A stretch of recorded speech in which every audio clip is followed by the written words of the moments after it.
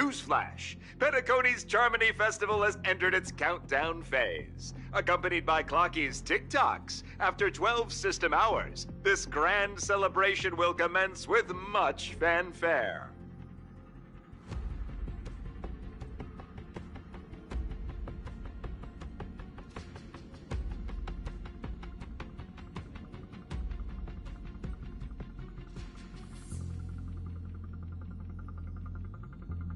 I already told you! We can talk things out! I'm sorry, Fluffy. I really have something urgent to attend to, so I had no choice but to resort to asking this favor of you all. Since you already know what you're doing, I'll also have to remind you of its risks. Hey, partner, what's with the hostility? I thought pulling this thing out was just a way of saying hello. For the last time, state your identity and purpose. My name's Boot Hill, and I'm a Galaxy Ranger. A Galaxy Ranger? You look like you seen a ghost. Did you think we all went extinct? Well, that's the price you pay for being off-grid for too long. The righteous heroes of the hunt would never hijack the Astral Express. I ain't hijacked anything. What, chatting with someone while holding the gun is considered a hijacking? It probably is. Pardon my frankness, but there are plenty of rumors in the cosmos regarding the Galaxy Ranger's current status, and none of them are pretty stories. I have a hard time believing you. Oh, this is hilarious. The tale that this bunch of fools spin is getting out of hand. There's even a bit about the Galaxy Rangers being turned into gibbons by Dr. Primitive, and they're in some valley screwing around on swings. Of course, I know you won't believe me, which is also why, similarly, I have a hard time believing that you're the real Nameless. See the bullets in this gun? 9mm, an eternal classic. I may need the Astral Express's help right now, but if you're an imposter just like that one, then this bullet might just end up in my head. I can't allow myself to be exposed to danger. That's just the way it goes, so you all have to first prove yourselves. Huh? Where are you going?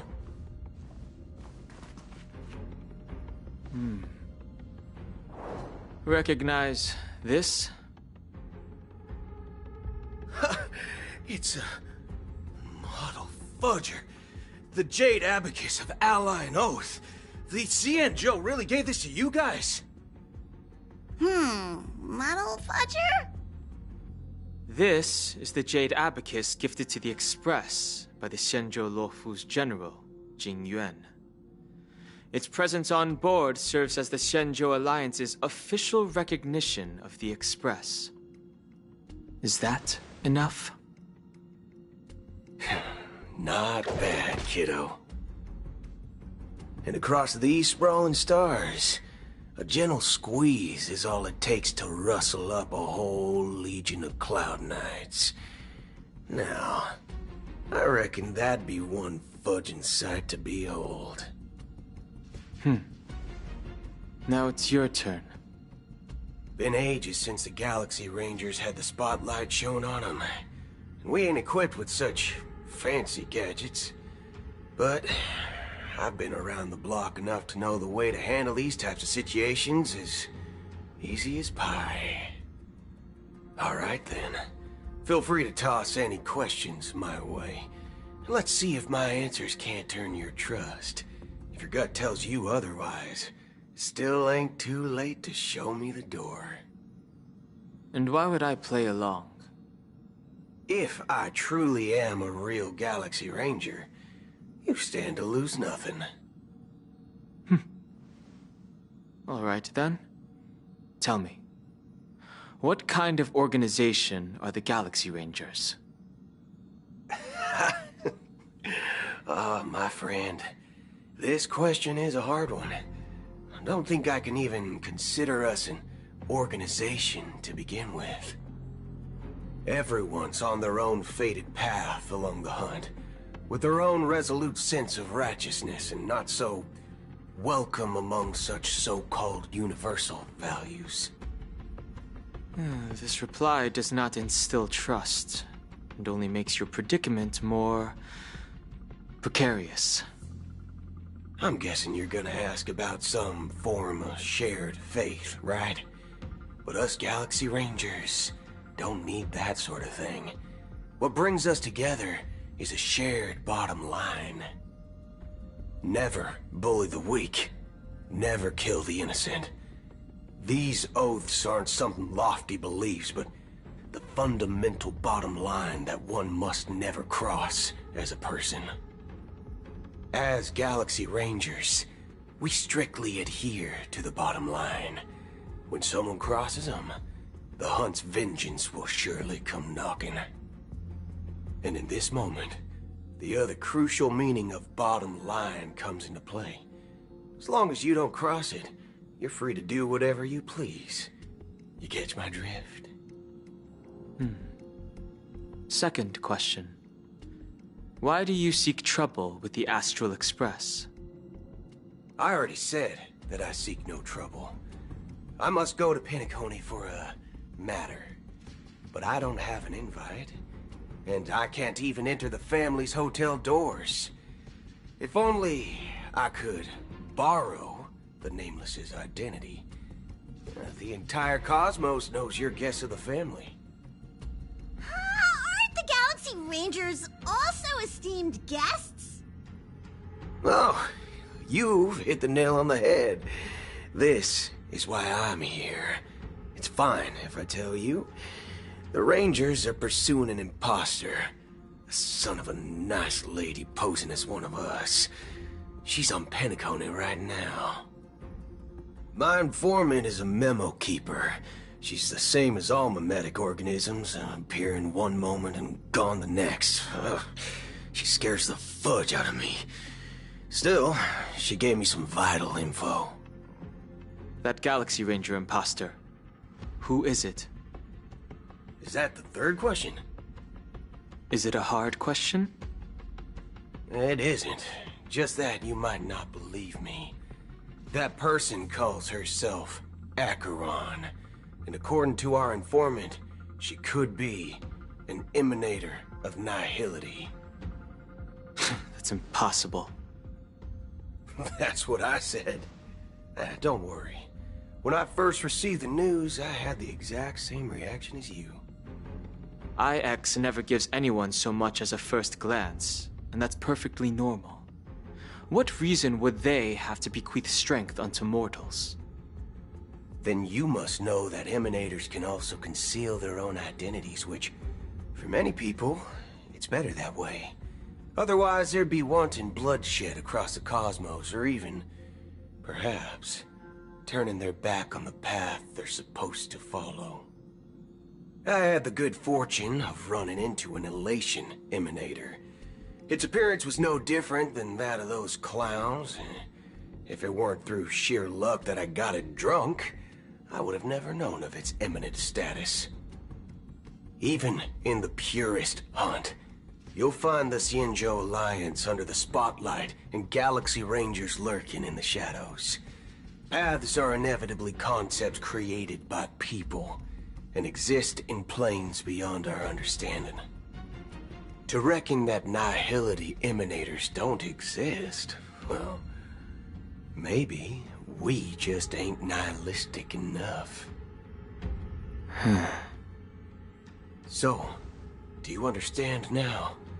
Your companions are in danger, and it's pretty harrowing. If you don't want to believe me, you'd best send a message to them, but I'd advise you to move fast. We don't know what's happening in the dreamscape or how much of what the memo keeper said is true. And that Acheron, who knows what she intends to do.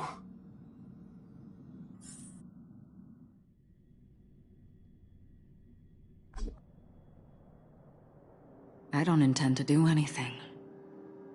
That's not up to you.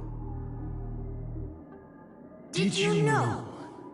People who come to the land of dreams for the first time, they'll subconsciously stop to reaffirm that they're still walking on solid ground.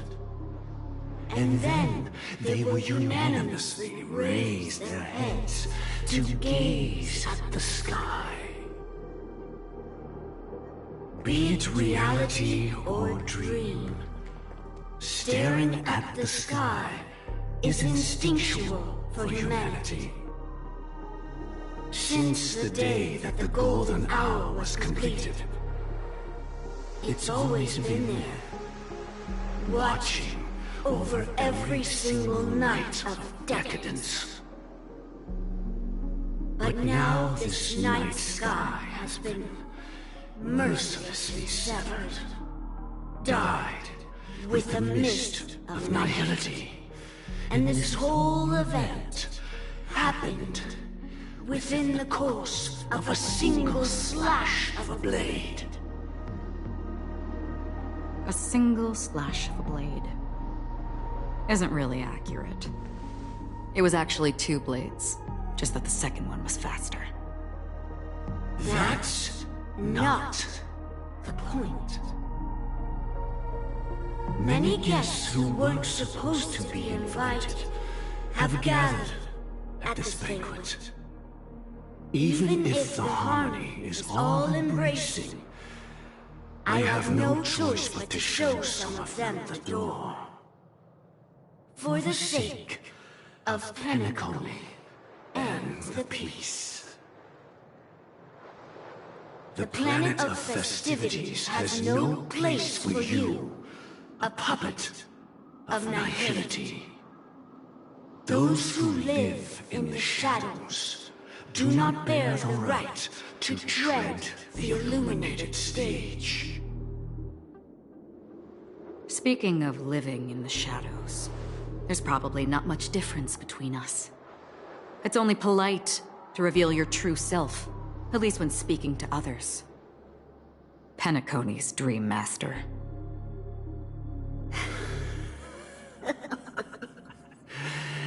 That's just another reason that you can't stay. Whether you believe it or not, this is the real me. We are one. Is this the unity that the family espouses? My mortal shell has long since dissipated.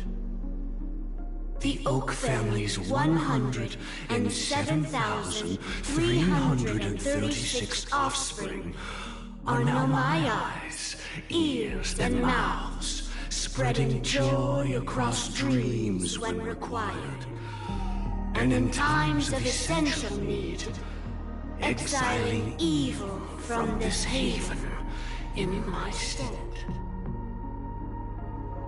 From the sound of it, it seems like you're asking me to leave Penacony. I am glad that you're an understanding one. Alas, I'm not asking. If you think you can. Are you threatening me? I ended it with a period. It was a statement, not a threat. Knowing who I am and still showing such malice. You're not the first, nor will you be the last. This scene played out many times before. And usually, when faced with my questions, most people retort, "Why can't I?" The result has invariably been that they can't. You are confident. But be reminded, the family is forgiving, but not weak. The cords of the harmony extend across worlds. If you do not comply, When the blade is unsheathed for even a hair's breadth, you will never be able to escape the eternal Centurion's wrath in all of your lifetime. 137 individuals. That is how many heathens I have exiled since I became Dream Master. Among them were those who once severed my wings, and those who immolated my body. And here I stand again, about to add another mark to the tally. And you will die. I mean, all of you will.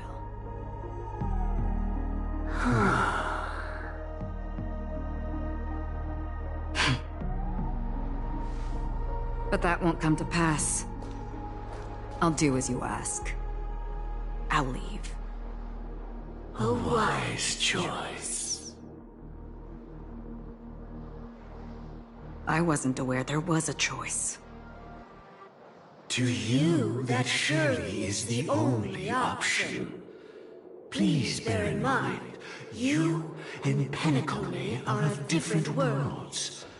Those born on the far bank cannot seek solace across the river. Leave and never return.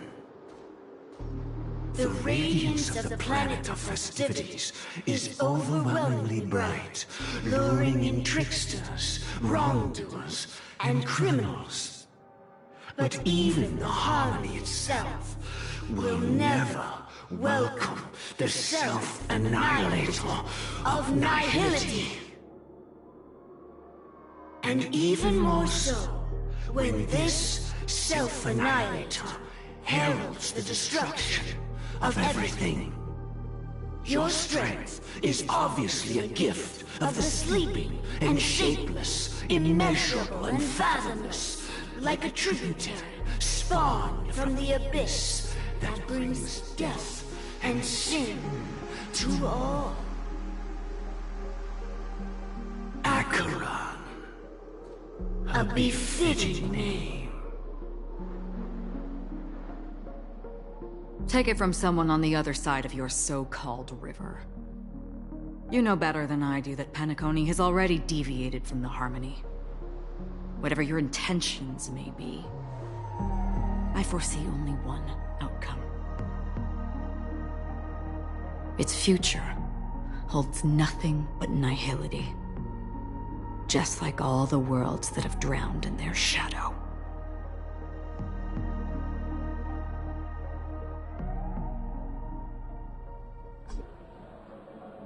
Attention, please. The unusual event that occurred moments ago was due to a technical malfunction at Clock Studios theme park. The family has promptly responded to secure the area, and we're happy to report that there have been no injuries. Oh, I swear that was no movie shoot. So many chips fell from the sky, and I even caught one of them. But it vanished in an instant before my very eyes. Excuse me. Are you talking about the Clock Studios theme park incident? Yeah, what about it? Oh, Miss Robin! Am I seeing things right? No need to worry. I apologize for any inconvenience caused to your delightful dream journey. What you just mentioned about the chips really piqued my interest. Would you mind providing more details about the incident? Oh, it was just those chips you normally see everywhere. The green ones? They fell from the sky as if it were raining. And then those chips simply disappeared. It appears to be the Dream Sim tech the Iris family has been developing. Huh? Miss Robin, you mean those chips were all part of a performance? But I really... Shh. This technology hasn't been made public yet. It was originally planned to debut at the Charmony Festival, but it seems it's been leaked. Can you help me keep this secret? The raining chips, We're supposed to be part of my act. Oh, I see.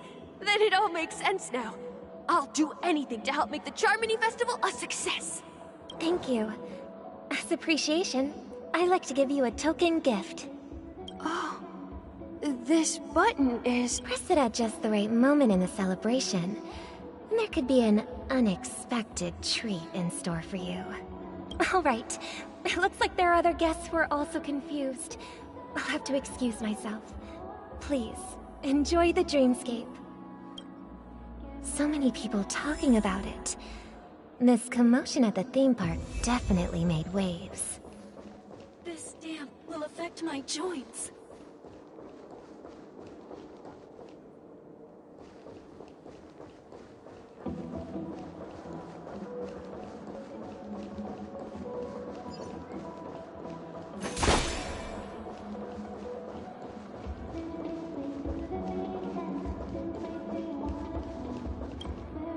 The family promised they would protect the guests within the dreamscape, but I witnessed a group of organic life forms making their way to the theme park.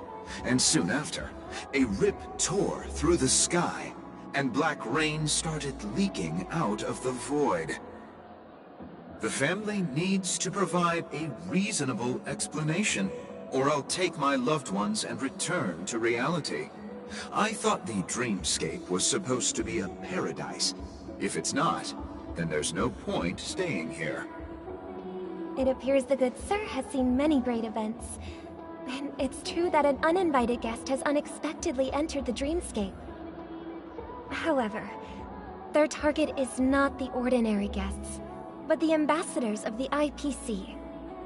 The family will certainly ensure that the safety of the guests is of the highest importance. Miss Robin, I know the Bloodhound family has already sealed off the theme park and has control over the situation, but it won't resolve the problem. The family can try their best to protect their reputation, but as a guest, I don't wish to gamble with my life. But as you can see, sir, no innocent bystanders were affected in this incident. Perhaps the dreamscape is not as perfect as promised, but there's no place safer than dreams under the family's rule. I believe you know this better than I do. If this incident happened in real life, how many people would be able to walk away from it? I could stay here, but keep in mind, guests come to Penacony to enjoy the dreamscapes. They do not wish to be entangled in a conflict between the family and the IPC, so let's not have any more unnecessary incidents. Of course. With the Charmony Festival about to commence, we will spare no effort in our preparations. Rest assured. To express our apologies, the family has arranged this gift for the guests. Thank you for understanding.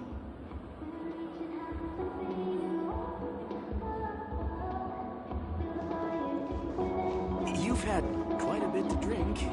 You sure you're okay? Hello. May I ask what happened here? Nothing to be worried about.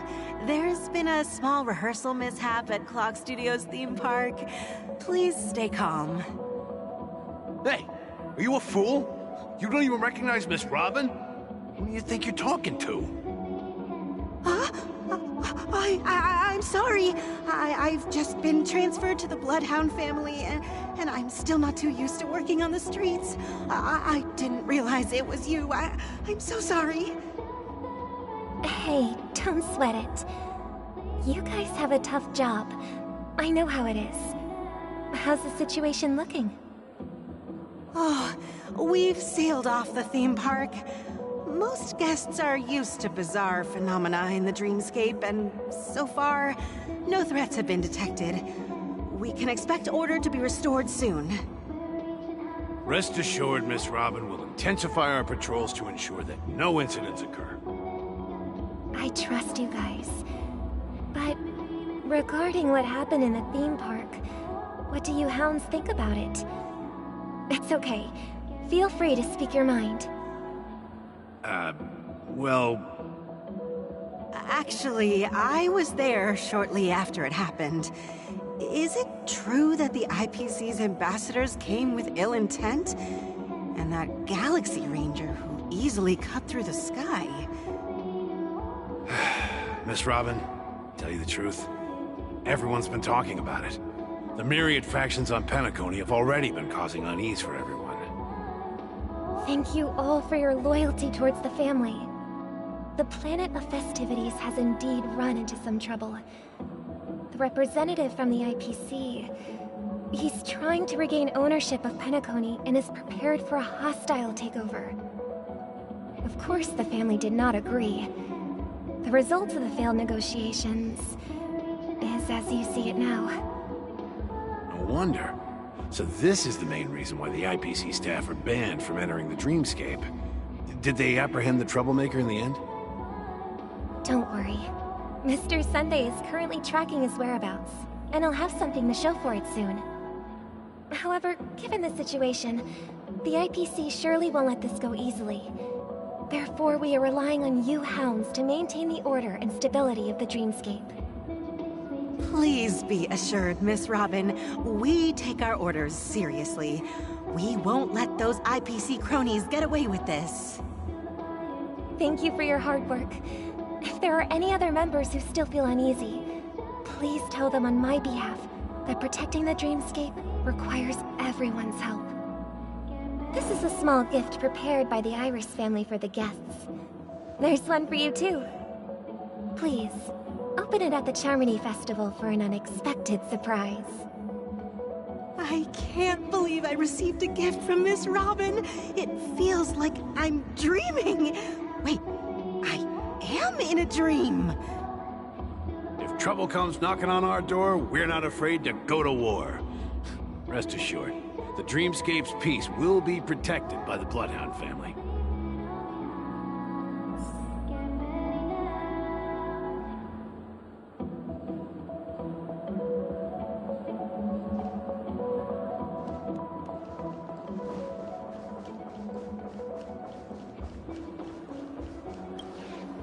Miss Robin? That's the renowned cosmic superstar, Miss Robin! I didn't expect to meet a fan here. I'm honored. Welcome to Penacony, a world filled with wonderful dreams. I can't believe I'm actually meeting the real Robin! Shouldn't you be preparing for the Charmony Festival? Preparation is important, but the ceremony is fundamentally about sharing the Great One's harmony with everyone. If there's a chance to sing with everyone, I will not refuse. Regarding the recent mishap, I understand it negatively impacted some of our guests. As a member of the family, it's only right for me to come forward and offer my apologies to everyone. But, are you sure it was actually a mishap? Everyone saw those chips descending like rain and the red light tearing through the sky. Claiming it was merely special effects seems a bit far-fetched. Plus, I met that generous gentleman. He looked really out of it and kept talking to himself. Is this also part of the performance? Everyone, please do not panic. I believe that the family will give everyone a satisfactory answer in due time. Even if you say so, Miss Robin, it's hard to believe. Some people just never listen, do they?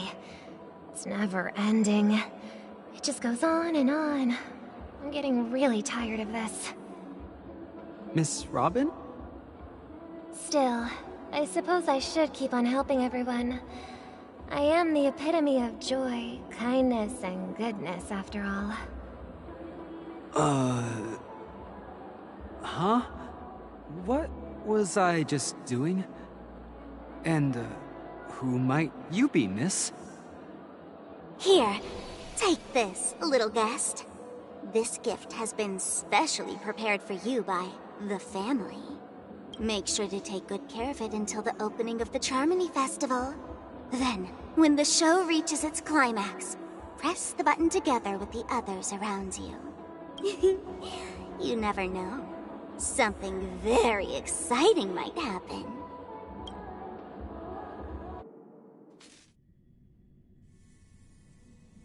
We're back to where it all began. You entered the golden hour from this place. And it is also from here where you will enter the true Penacony. It is a pleasure to journey alongside you once more. But it's time I laid bare the entire truth before you. As you might have heard, I also go by another name. Stellaron Hunter Sam. I'm sorry. I had no other choice. I know you have many questions. Do you remember when we encountered death in that strange dreamscape? When I was caught by that meme? In that instant before it killed me? I saw the reflection of another dreamscape in its ghastly pupils. So, following the clues in the script, I came up with some theories about the meme. That's why I instructed Silverwolf to issue invitations, drawing everyone to the Dreams Hotel. I intended to call upon death before you arrived, to solve the riddle using more direct means, and then invite you to join. However, contrary to my wishes, I couldn't defy the script, and I didn't get a chance to explain it to you. It is how you see now. I was impaled by the bladed wings of death. The heavy pressure of concentrated memoria miasma exploded in my mind as if it was actually reality. But after the momentary numbness subsided, I found that my body was absolutely unscathed. I was still alive. And it was just as I thought. I had arrived at a place starkly different from this beautiful dream. Beneath the dreamscape of Penacony lies another, more chaotic, more primal memory zone. Its name? Land of the Exiles. And so, then I returned to the hotel in the dreamscape, hoping to tell you of its existence. Yet I could not reveal my own identity. So, I could only divert your party's attention and lure you away from the battlefield. And after,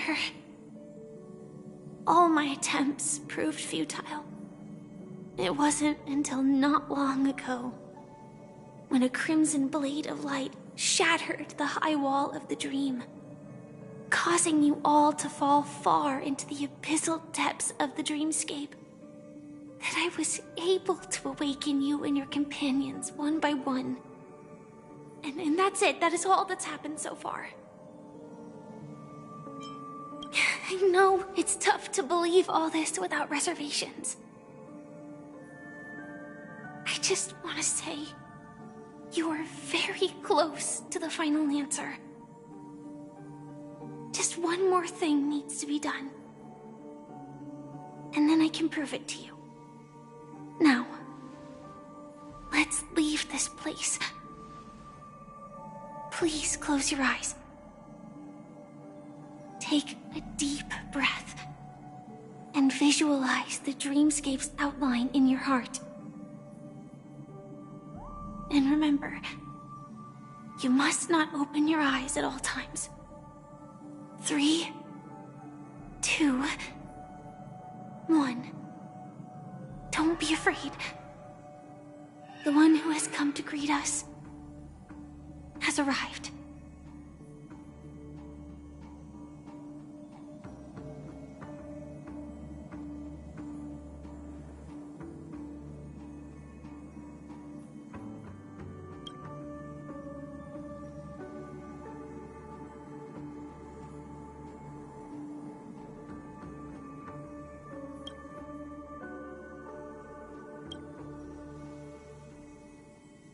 I never knew you could do this.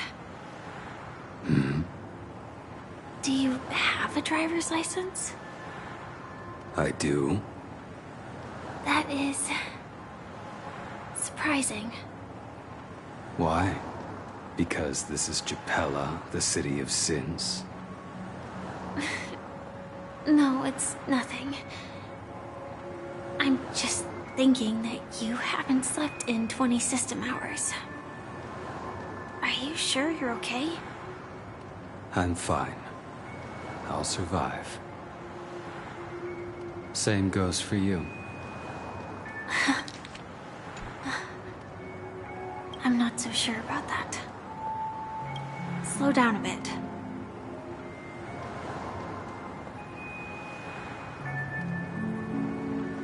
Infiltration is over. Feel free to activate Sam anytime you like. There's still some time before the next part of the script unfolds. Let me stay a little longer in this body.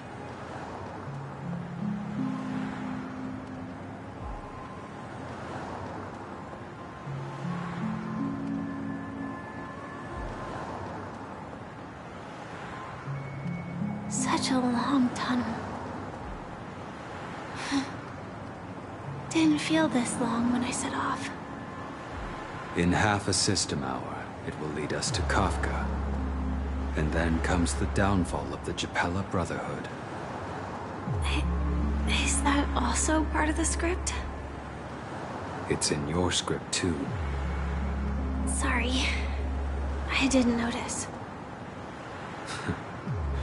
Their destiny won't change just because of your selective ignorance. I told you before, it's a bad habit. What about you then? Is this the moment you finally find the death you've been looking for? As always, it's a blank slate. It's not on this planet. Why the sudden inquiry?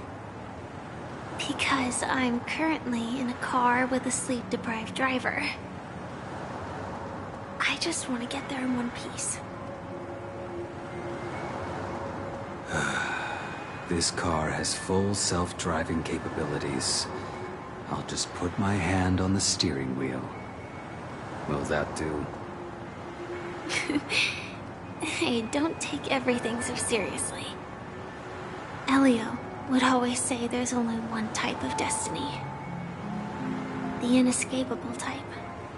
He can see the future, and we, likewise, are aware of our predetermined end. But before that moment arrives, we can still choose what we do. We all have this right, don't we? After today, Japella's name will disappear from cosmic history, and the Everflame Mansion will take its place. In the not-too-distant future, you'll receive an invitation. That's your next stop. Land of the Dreams. Penacony. I hope you find whatever you seek there. Be it answers or salvation.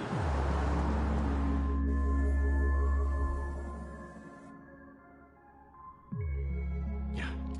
Glad to see you're safe and sound.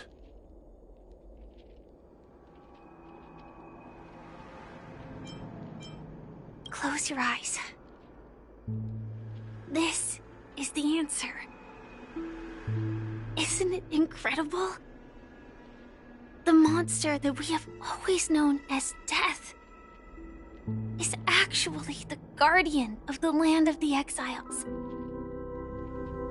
It abides by a certain rule, abducting people from their dreams and bringing them here. The question that has been perplexing us, does death really exist in Dreamscape, appears to be a cognitive trap. It was laid by those orchestrating events from the shadows to cover up the truth behind the disappearances and the existence of this fortress known as Dreamflux Reef. Every emergence of that meme is related to the Watchmaker. Since Dreamflux Reef is where it brings its captives, it's likely that many of our long-standing questions will be answered in this place. The atmosphere here is starkly different from the beautiful dream. There are no regulators here like the family.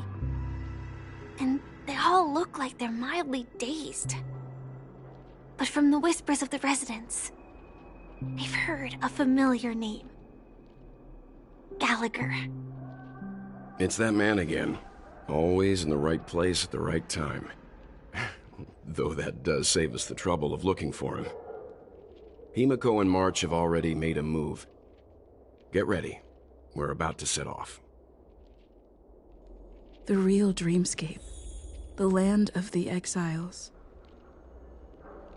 Before we go, should we speak to everyone first?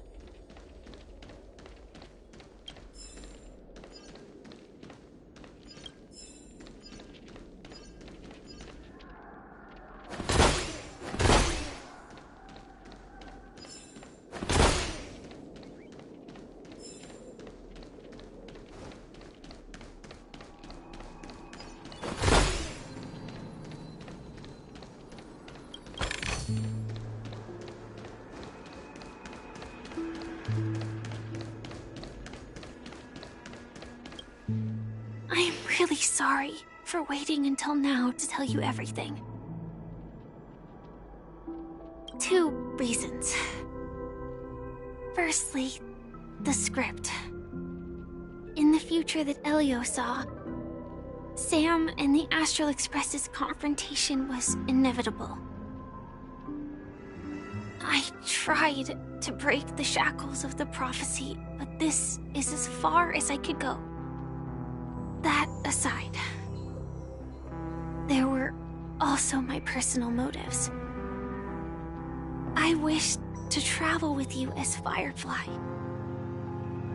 and not Sam.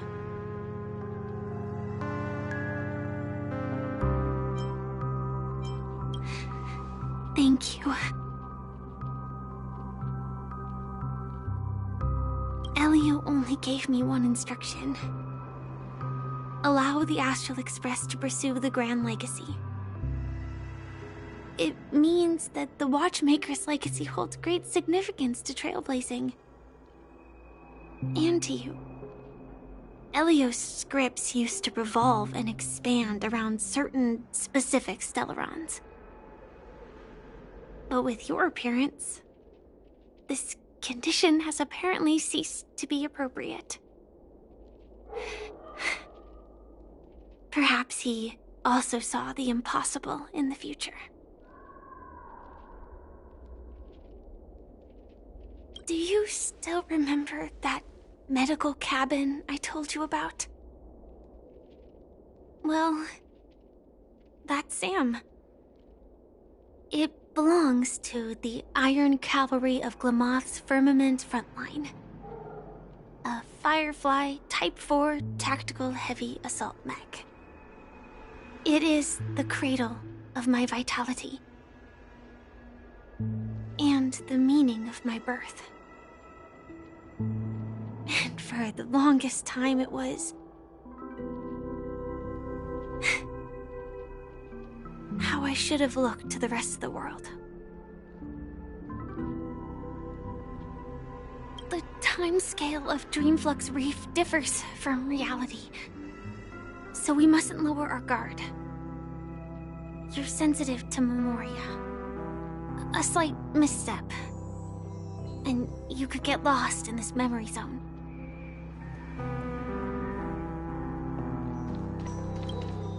Something on your mind? Let's talk about it. No wonder Miss Acheron is so averse to drawing her blade. It's hard to imagine such terrifying power could reside in an ordinary sheath. If it weren't for the fact that Aventurine's power originated from the preservation, the entire dreamscape would have been affected. Don't feel burdened by this. Even without that Stellaron inside you, Aventurine would still have found other methods to accomplish his goal. Let's just believe in Miss Acheron. And given her prowess, I don't think we've got anything to worry about. During your investigation, he shared a vital piece of information. Mikhail, the former watchmaker who collaborated with the family to construct the Penacony we're familiar with today, had a falling out with the family for specific reasons.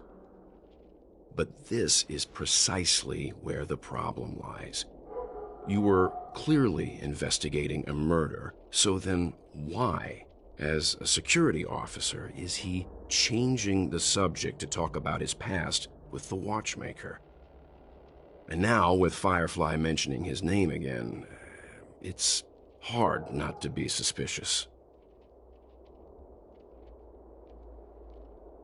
Before we found you, she'd already revealed her Stellaron Hunter identity and shared a lot of information. Who would have thought that the Molten Knight's true identity was actually a young girl? For her, this is a secret that she cannot allow others to know. That being the case, I think we can believe she's willing to cooperate. But she didn't reveal all her secrets. I just can't shake the feeling that her situation is different from that of the typical dreamer. And I hope that doesn't lead to any dangerous predicaments. I hope you've regained a little composure. We'll move out when you're ready.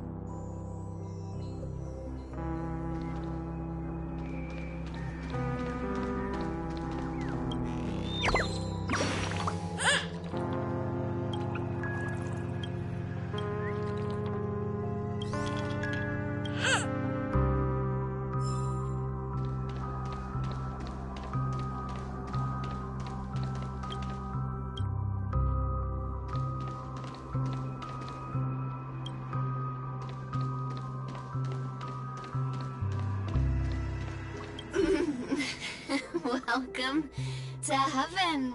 Dreams, true or false, all are ephemeral. Might as well drink more Soul Glad instead.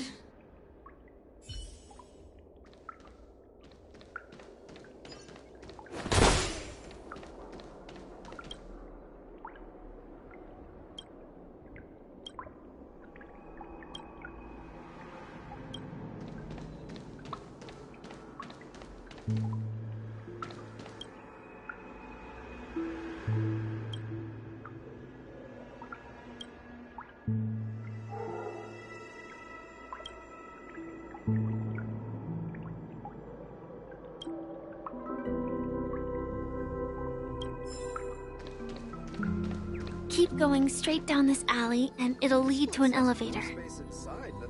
It'll take us to the center of the land of the exiles.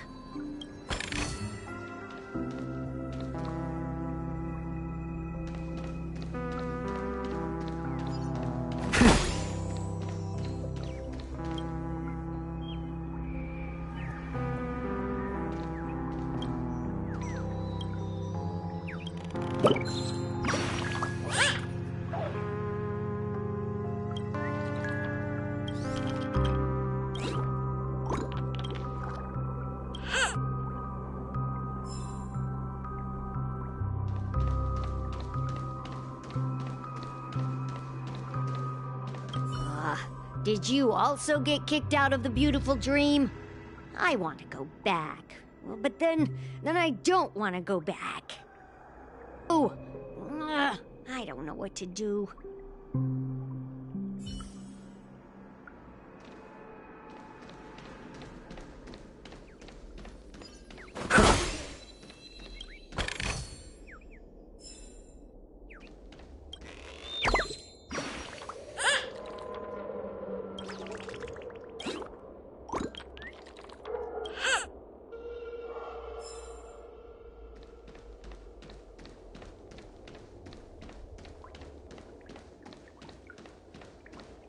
Hi there, friend from a distant land. I hear the Watchmaker's legacy is right here. Let's say we go treasure hunting.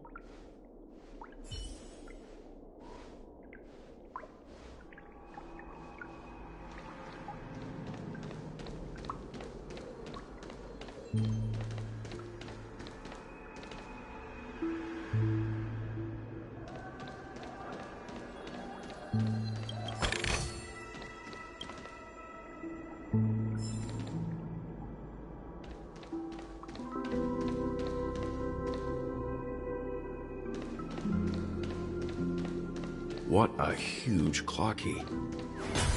Looks like the watchmaker also left his mark on Dreamflux Reef.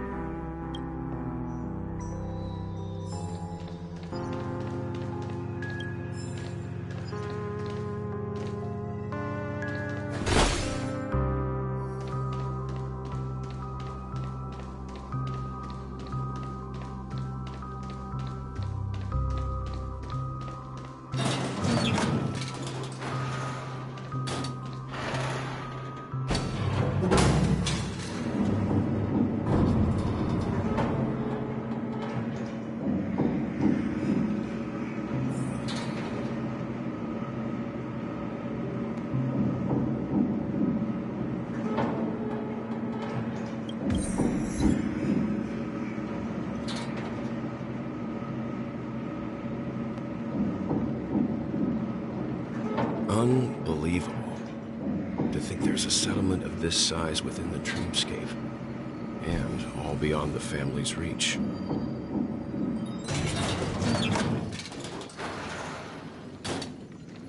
The atmosphere in this fortress is pretty different from that in the beautiful Dream. When I first saw it, I was in awe too.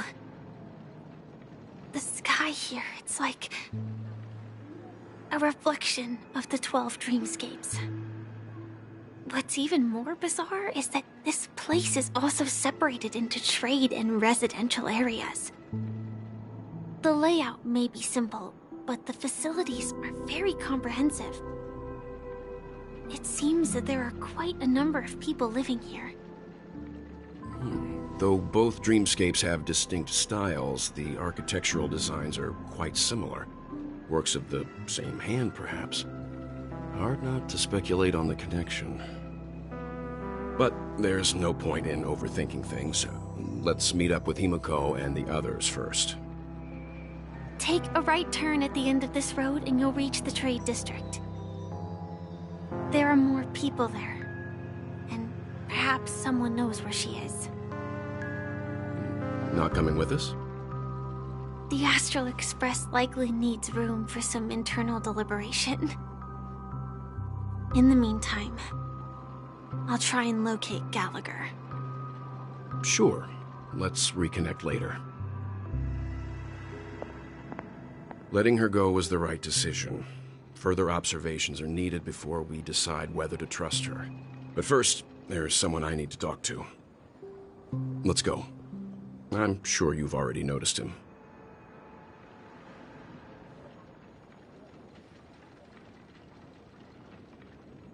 He's right over there. The Reverie Hotel's bellboy.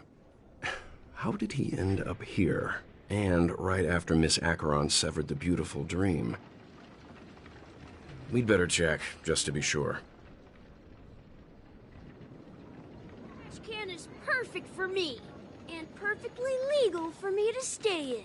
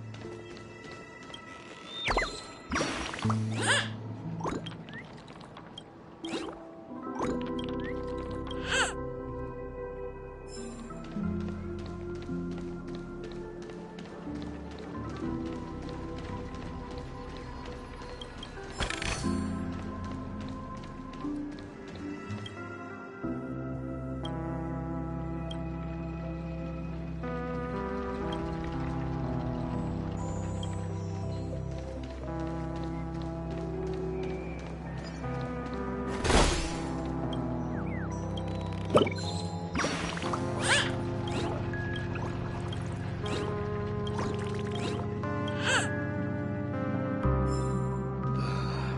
just a wallflower.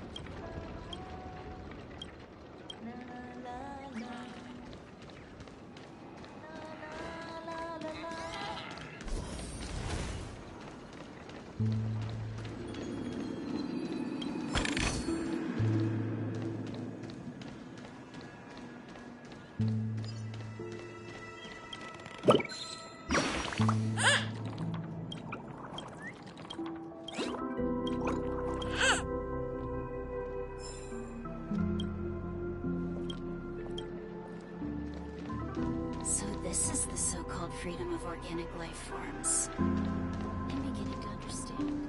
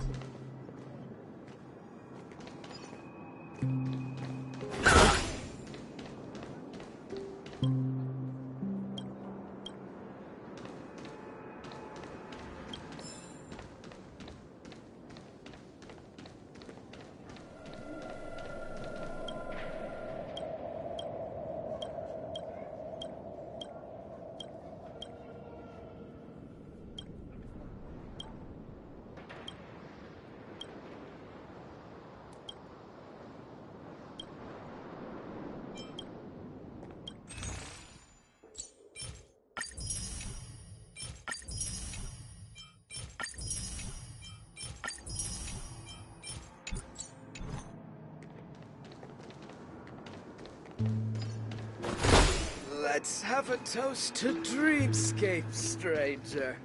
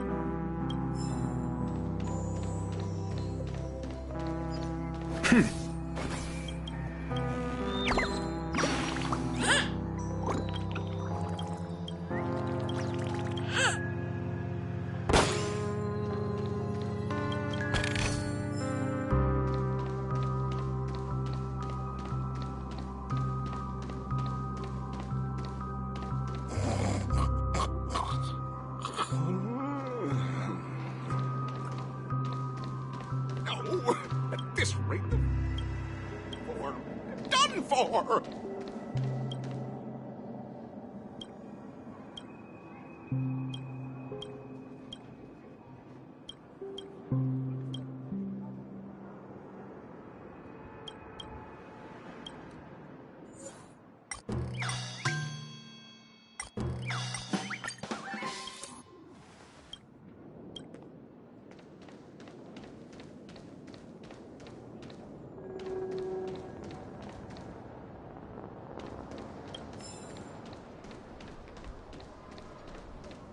No! At this rate, the family will be done for! Done for!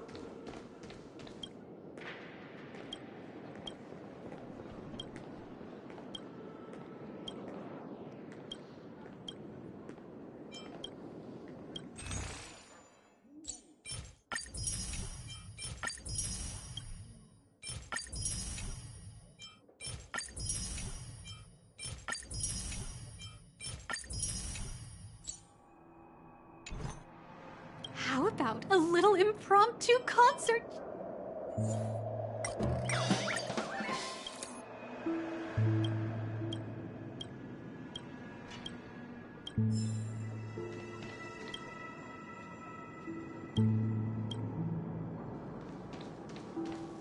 I knew you couldn't hold your liquor.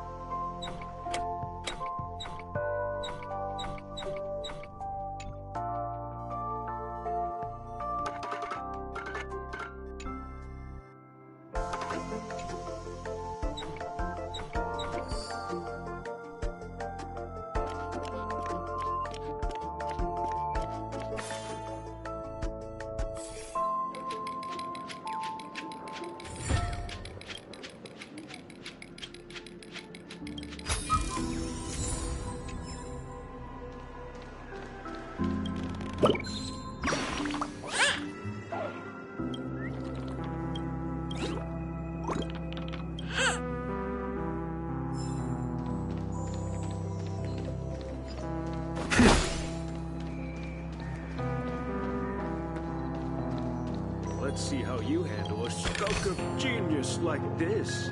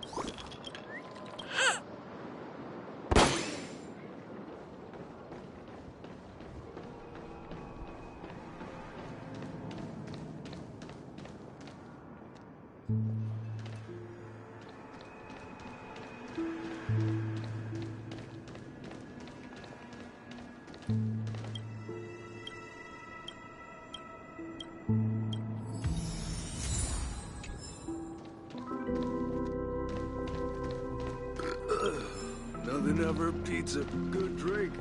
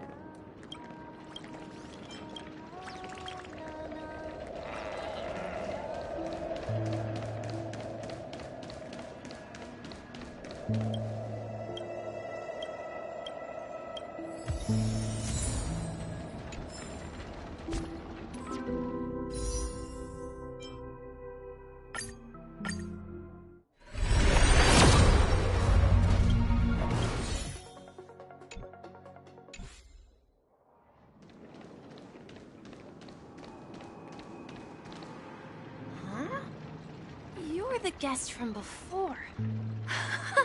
We meet again! And a new friend. Forgot to introduce myself.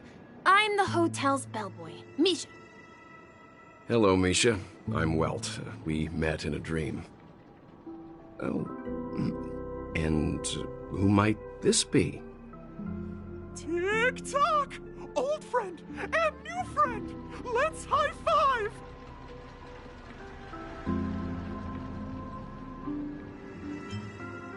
Your, memory zone meme?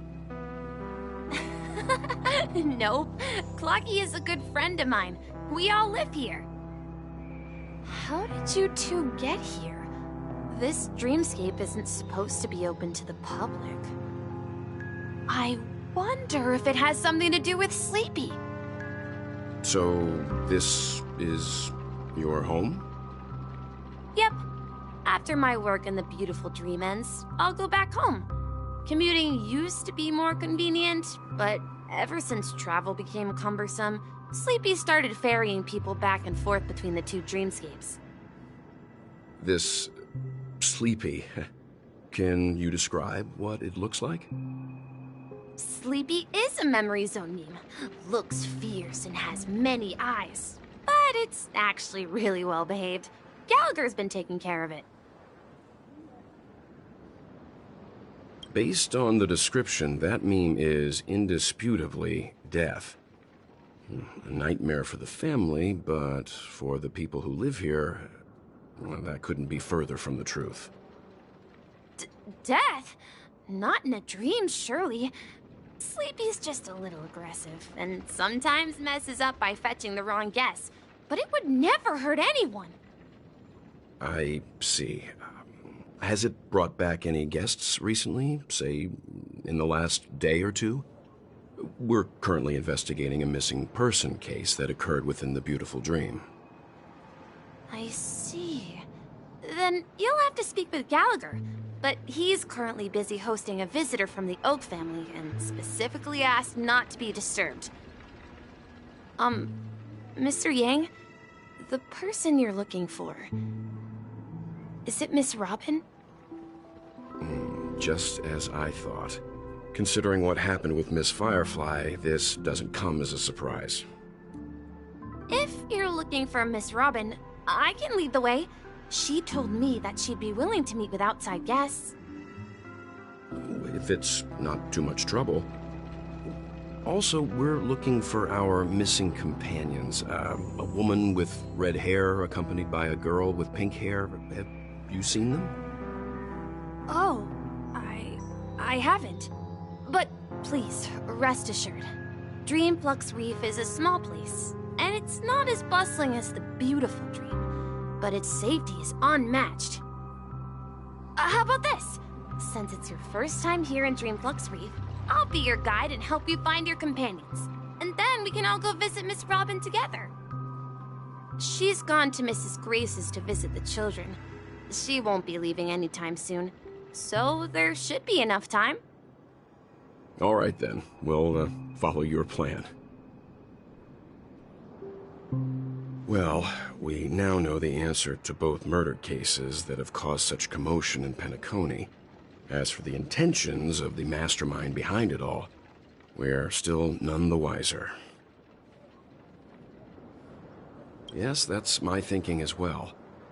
I'm not entirely certain, but we still have to find him one way or another.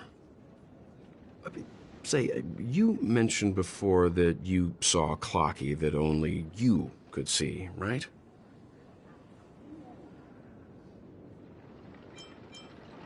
I can't shake off this strange feeling. Am I really still so young at heart? Forget it. It's not important. We'd better just follow Misha.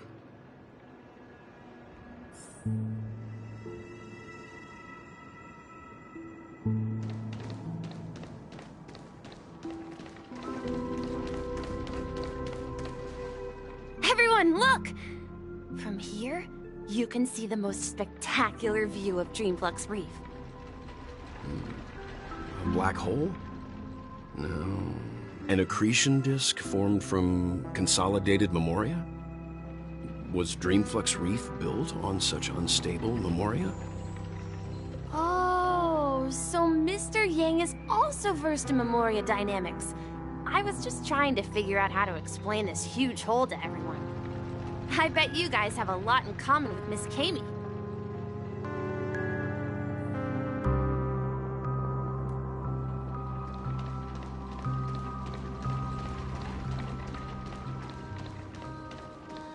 Look! There she is! My calculations are finally done. In another 10 system hours, the above dream will swallow the dream below. My hypothesis was correct. This place will cease to exist as the dream devours everything.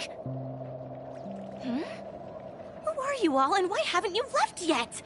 This place is about to disappear. I'm Kami, a dreamscape surveyor specializing in memoria dynamics, and this is my life's work that I'm researching. See that huge gaping hole? It was just a narrow rift many years ago, but now it's grown into a giant hole. The surrounding memoria has been flowing towards the other end of the hole at a constant velocity, slowly but surely. But the scary part is, according to my calculations, the flow rate of memoria has recently changed, and it's faster than ever before. It's almost as if something is sucking it in from the other side. By constantly improving upon Madame Rosalina's memoria measurement method, I've finally obtained accurate results. After 10 system hours, the Dreamflux Reef will cease to exist. Just like the melting of glaciers, everything will crumble and disintegrate. The dreams on that side of the void will fuse into one. Please don't worry. This sort of thing has happened many times before. Miss Kami isn't a bad person. She's just a bit lost in her own world. She'll probably realize she's wrong soon enough. You don't say. There was something else that piqued my interest. Who is Madame Rosalina? Oh, do you know her too? Or are you also a fan of Memoria Dynamics? We're very interested in Madame Rosalina's achievements. Could you tell us a little more about them? Why, of course! She's an excellent scholar of Memoria Dynamics, and the first person to apply Memoria rate measurement methodology on interstellar travelers. Regrettably, due to the presence of the Garden of Recollection, ordinary people don't pay much attention to the nature of Memoria. She departed this world without much fame, leaving only a few thin journals behind. I came to Penacony to learn more about my idol, and went to great lengths to seek out Dreamflux Reef, all because this is her final resting place. Prodigies always meet their demise prematurely. If only Madame Rosalina had more time, she would have discovered a way to reverse the flow of Memoria. I felt it. The source is in the Golden Hour. There is a certain anomalous presence stirring the currents of the memory zone. I must uncover more concrete proof. I must convince everyone. Does the name Madame Rosalina sound familiar to you?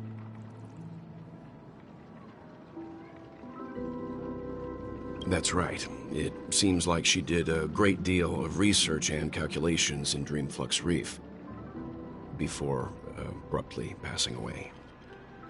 Miss Kami regularly mentions her. I hear Madame Rosalina passed away during the prison war. She could see the Penacony of today. Its people building homes in the memory zone. I bet she'd be really happy. Perhaps. Our destination is the commercial district. That's where the largest crowds gather in Dreamflux Reef. We might be able to find the others there.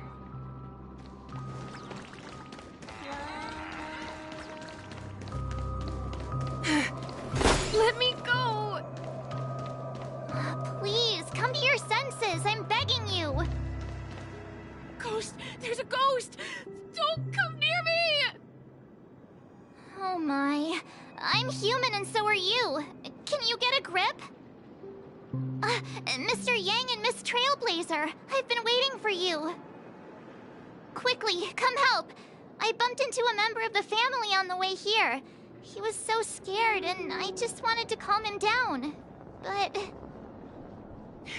Let me go! Let me go! I've only done good in my life. Why can't I rest in peace after death? Well, this is how it turned out.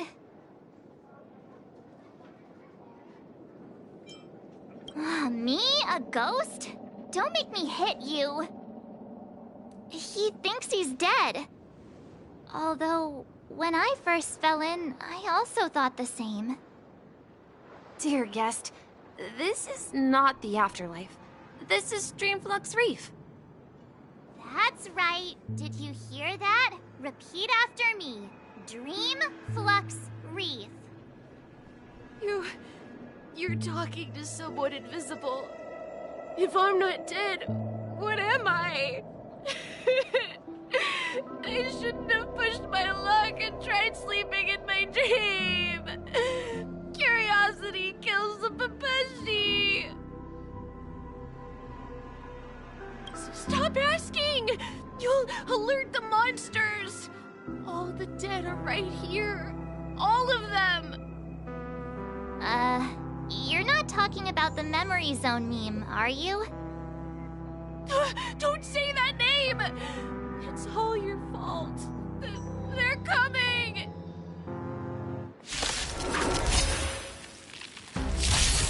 Resonate all together. Stars echo. Time for a buzz. Answer me. Freedom. Knowledge, the measure of truth and falsehood.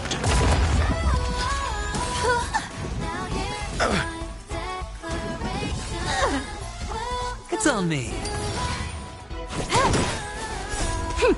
This is double speed. 0 points.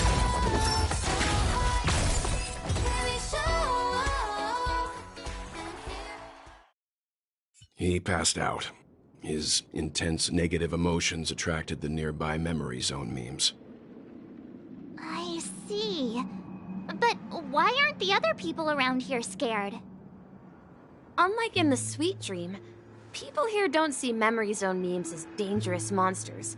And even if they pose a threat, people can easily escape by forcing a wake-up call. But we can't just leave this man here. Can we take him somewhere safe? We can ask Jessie for help. I've gotten to know many locals while waiting for you guys. Everyone here is living a self-sufficient life. I don't know how to describe it, but this place feels like the real dreamscape.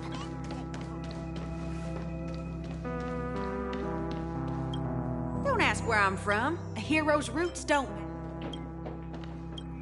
This right here's what being a cowgirl's all about.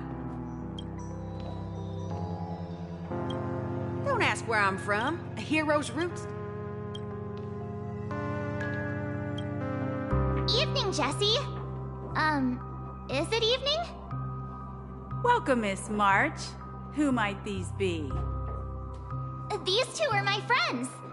As for the man lying on the ground, he's a scaredy cat who fainted from fright. I see.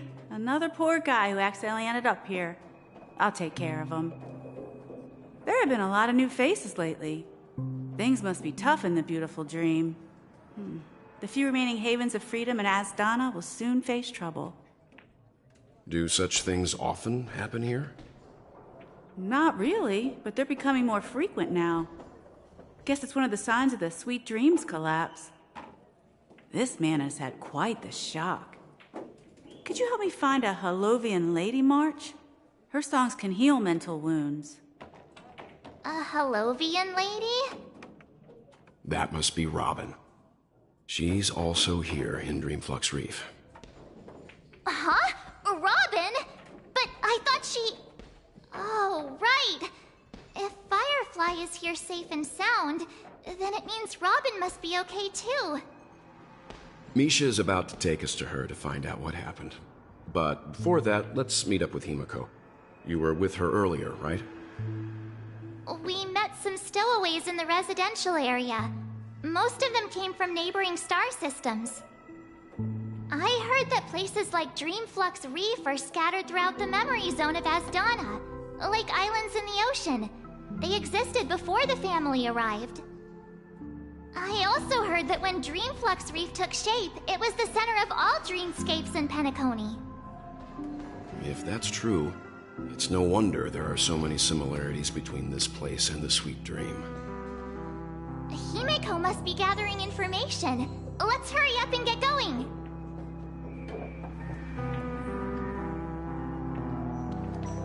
Let's see how you handle a struggle.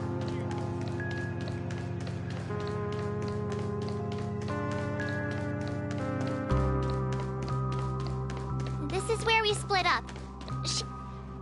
So that's how it is.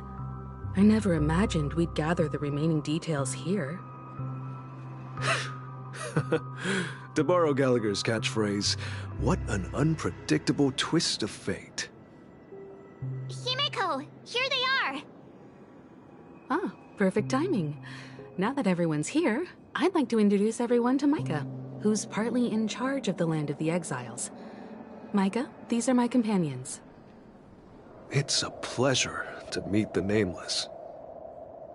You know us? I've been keeping an eye on you since the day you arrived in Penacony. We would have met under more appropriate circumstances if Dreamflux Reef hadn't been isolated from the 12 dreamscapes. Please, allow me to formally introduce myself. I'm Micah, the Gravekeeper of Dreamflux Reef. Gravekeeper? Life in Dreamflux Reef is pretty liberating. Everyone here mostly keeps to themselves, without meddling in others' affairs. My daily task involves cleaning a few tombstones. You're too modest, Micah. When lost dream chasers stumble upon this place, you're the one who takes care of them, guiding them back to the sweet dream, or showing them how to survive the wild dream chaos. So, a guardian of sorts. Were you talking to me, Mr. Yang?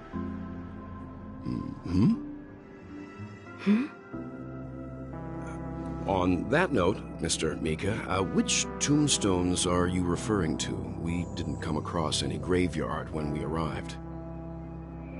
They're actually just symbolic stones. But since you're curious, Mr. Yang, I'll take you there. I have a feeling you might find something of interest there. But before that, you have an important guest joining you. An important guest? Who could it be? This way, please. The roads here in Dreamflux Reef are a bit run down, so watch your step.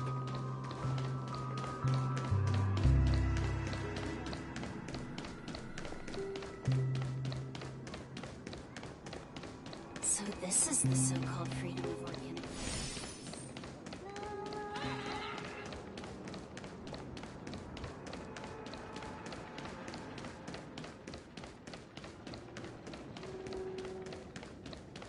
There she is. Everyone sang so wonderfully. It's not often that I tried this music style, but I've gained some valuable insights from it. Oh, I can't thank you enough, Robin. Well, these kids have made incredible progress in only a few days. It was nothing, Grace. I merely taught them how to sing. It was you who brought hope into their lives. Life must be quite difficult for them in reality, I imagine. That's right. Whenever it's time to say goodbye to these kids, they're reluctant to leave. But I've explored every corner of Dreamflux Reef, talked to everyone I met, and they all told me the same thing. This shattered dream is not worth clinging to. It seems you truly are a child of the Harmony. Emma and Andy are orphans I took under my wing. Carol there, with her blind eyes, used to work at a nutrition center in the outer ring of Penacony. And as for Gary, he's been living with autism since he was a child. They're not old enough to enter the sweet dream managed by the family. If we compare people to birds, these kids are like fledglings with impaired wings. But in this dream, well, they can fly freely. Even if they stumble along the way, well, they're still relying on their own strength. And me, an old lady with no legs. Well, without this dream, I couldn't even walk toward them. I'm glad that you found a new life here in Penacony. It's just... Don't worry, Robin. Dreams have their significance, but they aren't everything. Both the children and I understand this. No matter how long we fly through this dream, we will one day return to reality. But you know what? Emma and Gary aren't plagued by their insecurities anymore. No, and Carol is learning how to cope with her blindness. And Andy is livelier than ever. Well, even I've become more optimistic. You see, in dreams, we learn how to live. Once we return to reality, we learn how to survive. And should our feathers be damaged, then we share our wings with one another. There's no need to covet an illusory sky in dreams, because we have the right and the ability to fly towards a broader horizon. It's a relief to see you safe and sound, Miss Robin. It's nice to see you all again, Astral Express crew. I heard my disappearance caused quite the commotion out there. I'm really sorry about that. Since you're here, can we assume that you're fully aware of the situation in Penacony? Ever since I returned to Penacony, my voice started to change, until it gradually faded away. At first, I thought it was a temporary ailment, perhaps due to having been away too long. I thought maybe it just takes some time for my body to acclimate to the high concentration of Memoria and Asdana. But now it seems the root of the problem goes way beyond me. There are elements around me that don't align with the harmony. And losing my voice is just one of the signs of the Sweet Dreams collapse. The Sweet Dreams collapse. That memo keeper mentioned the same thing. So it's real. While I was away from Penacony, the boundaries of the 12 dreamscapes kept expanding outward. But whenever I mentioned the anomalies in my dreams, all the family heads refused to talk about it. Only my brother was willing to respond. Later, I discovered the secret letters from the IPC ambassador, which further convinced me that there are hidden secrets beneath the surface of Penacony. So, following the clues in the Oak family's dossiers, I found my way here.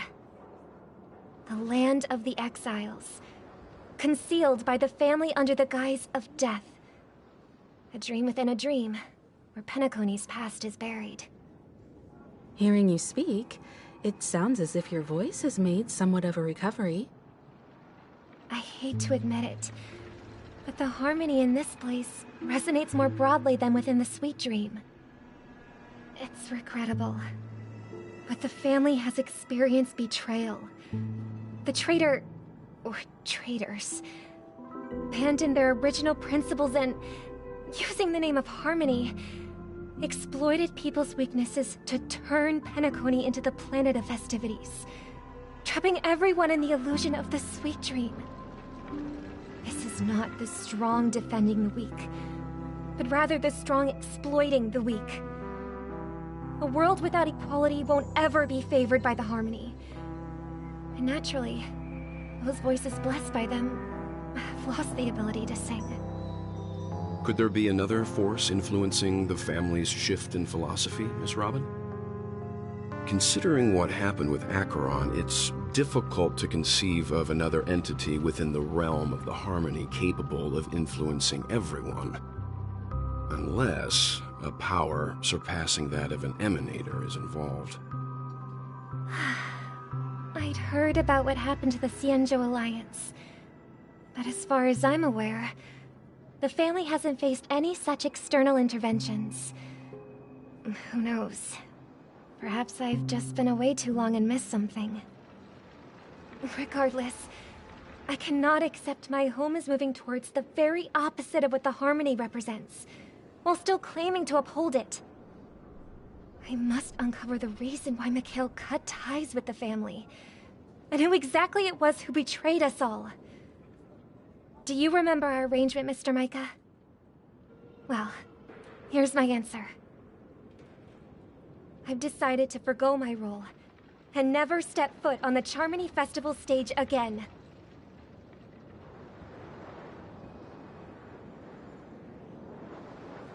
Look here, brother. A little bird. Looks like a fledgling Charmony dove. But Charmony doves don't live here. So how did this little bird get here? Maybe its parents abandoned it? It looks weak and frail. Why don't we find something soft and make a nest for it? This place is too dangerous for a fledgling. Let's take it with us. We can put it on the wooden shelf in front of your window. Okay. A bird like that must have a beautiful singing voice. But where will it live? I'll ask the family head to build a cage for it. A cage? But then it won't have the freedom to fly, right? Let's see.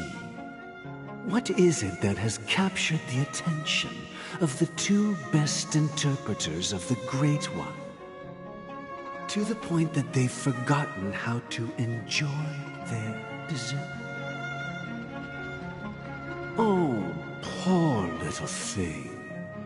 Doesn't look like it's doing well. Do you want to rescue it? I do. But I don't want to lock it up in a cage. Why? Even if it's small and not fully feathered and can't sing, it didn't come into this world just to be locked up in a cage. Birds, they should be flying free in the sky. That's quite the romantic idea. And what about you, a young scholar? Do you agree with your sister? I think she's right. But if we leave it out in the wild, it won't survive for more than a few days at best. Ah, I see. It seems our little scholar is still a bit unsure. Well, let me tell you youngsters a story. As you probably know, Charmony doves can fly through the air. When they fly really high, the friction caused by the flapping of their feathers against the atmosphere creates amazing lights, so that they look like shooting stars. We've seen this spectacle so many times that we think it's just something they can naturally do. But that's not the truth. Their radiant display is the result of countless struggles against nature over generations. Their ancestors were too weak to survive on the ground, so to escape predators, they started seeking new opportunities in the air. After countless attempts by many generations, one of them finally figured out how to fly. It soared into the sky and never looked back at the ground again. So, you mean birds aren't born to fly, but they find a way to do it through their determination, right? Well, that's an idealistic way of putting it. So, what are your thoughts, Sunday? I think people believe birds are meant to fly because they've never seen those birds crashing to their death. That's an interesting perspective. So, have you decided what to do with the bird now? For now, I'll keep it in a cage until it can take care of itself because I want it to live, no matter what. Well said, kids. It seems each of you has found your own answer. Your insights are truly remarkable. And I hope they come true in their own way. We will take good care of it, won't we, brother? Yeah, but Mr. Gopherwood, there's one thing I don't quite understand. And what might that be, my son? What if this little Charmony dove never learns to fly in the end? I mean, if there are fledglings in this world that can never fly throughout their lives, should we let them go back to the sky, only to see them crash to the ground and die? Talking in your sleep, Birdie? Time to wake up.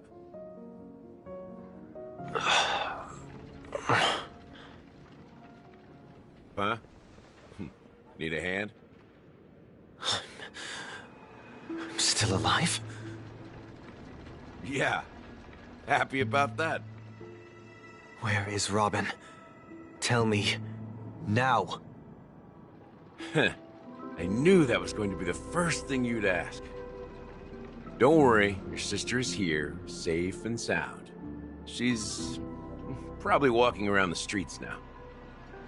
If I were you, I'd be more worried about myself.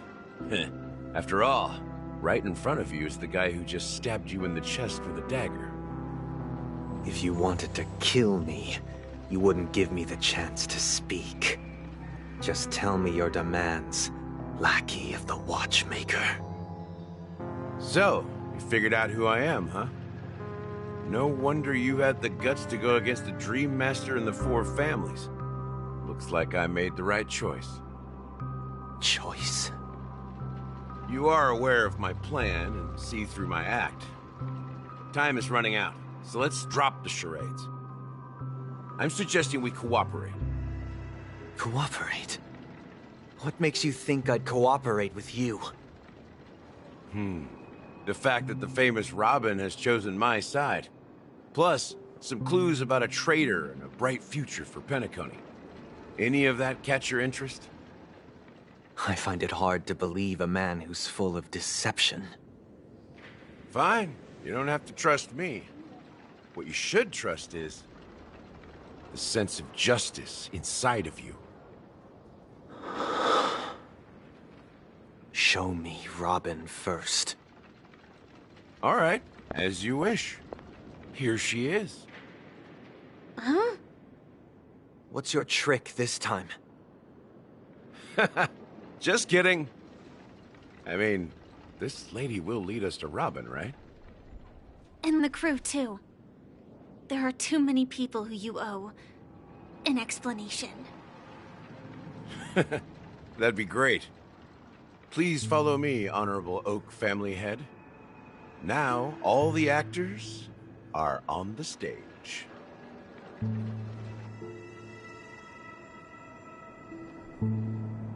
This is the monument I mentioned earlier. The names inscribed on it should be familiar to all of you. Rosalina and Tiernan. When Penacony was known as a frontier prison, it was the Trailblazers who connected it with the stars. They were the heroes who saved Asdana, and their names deserve to be immortalized, not just on the small stone tablet, but in the annals of history for all of time. However, today, the planet of festivities is nothing but sweet dreams. That heavy piece of history is all a distant memory. Just like that prison. If their names are inscribed here, then that means... According to Micah, they died long ago. Rosalina was killed during the War of Independence. She ventured alone into the heart of the star system to investigate the flow of Memoria, but she never returned. Tiernan was a skilled gunslinger, strong and reliable. He led the people through countless battles, but he didn't live long enough to witness the arrival of true peace. In the decade following the war, Penacony faced challenges internal and external. To protect Asdana, Tiernan took up the way of the Trailblaze and led the Lampmoth family to explore beyond the system, only to be surrounded and wiped out by the Swarm. Though I had expected as much, the tales of these heroes truly are sorrowful. True to the title of Trailblazer, they spent their lives venturing into the unknown. But what about this tablet? There are no names carved on it. When Dreamflux Reef was created, its owner was still alive. However, he insisted on erecting a monument for himself, saying that it will happen someday. Here we meet again. Everyone from the Astral Express. Robin.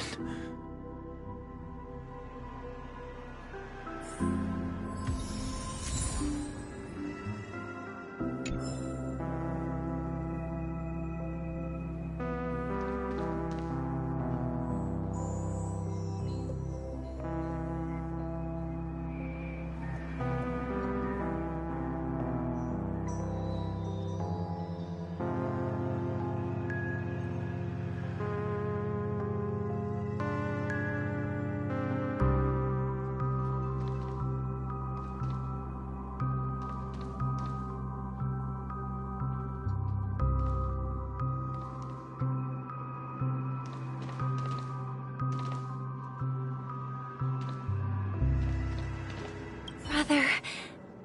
There's no need for words. You're safe, and that's all that matters. Brother. There's no need for words. You're safe, and that's all that matters.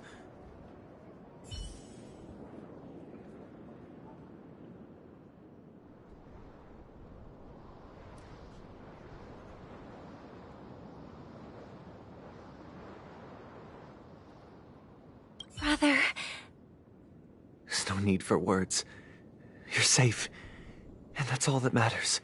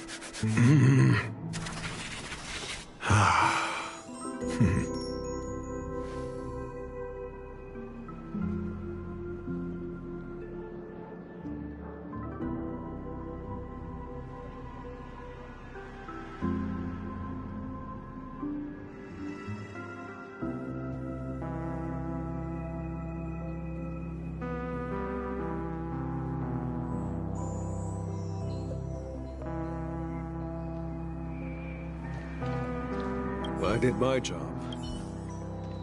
Huh. I brought Gallagher here. I promised to give the siblings... That sounds sensible enough.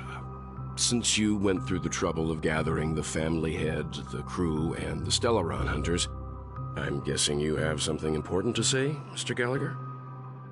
Oh? Is it that obvious? The look on your face is practically screaming, I'm the one behind all this. You're right, Mr. Yang. It is indeed time to come clean on everything. The siblings already know what they need to, and they've made their choice. But you, Nameless, arrived a bit late. So it's only fair that I answer your questions. Before we begin, let me reintroduce myself. I'm the founder of Dreamflux Reef, the deputy of the Watchmaker, and the one who sent out that invitation. As Gallagher, the history fictionologist, I humbly extend my greetings to you all. History fictionologist? So what, everything you told us was made up? Well, don't worry. Almost everything I shared was true. Well, except for the part about the family accepting me back.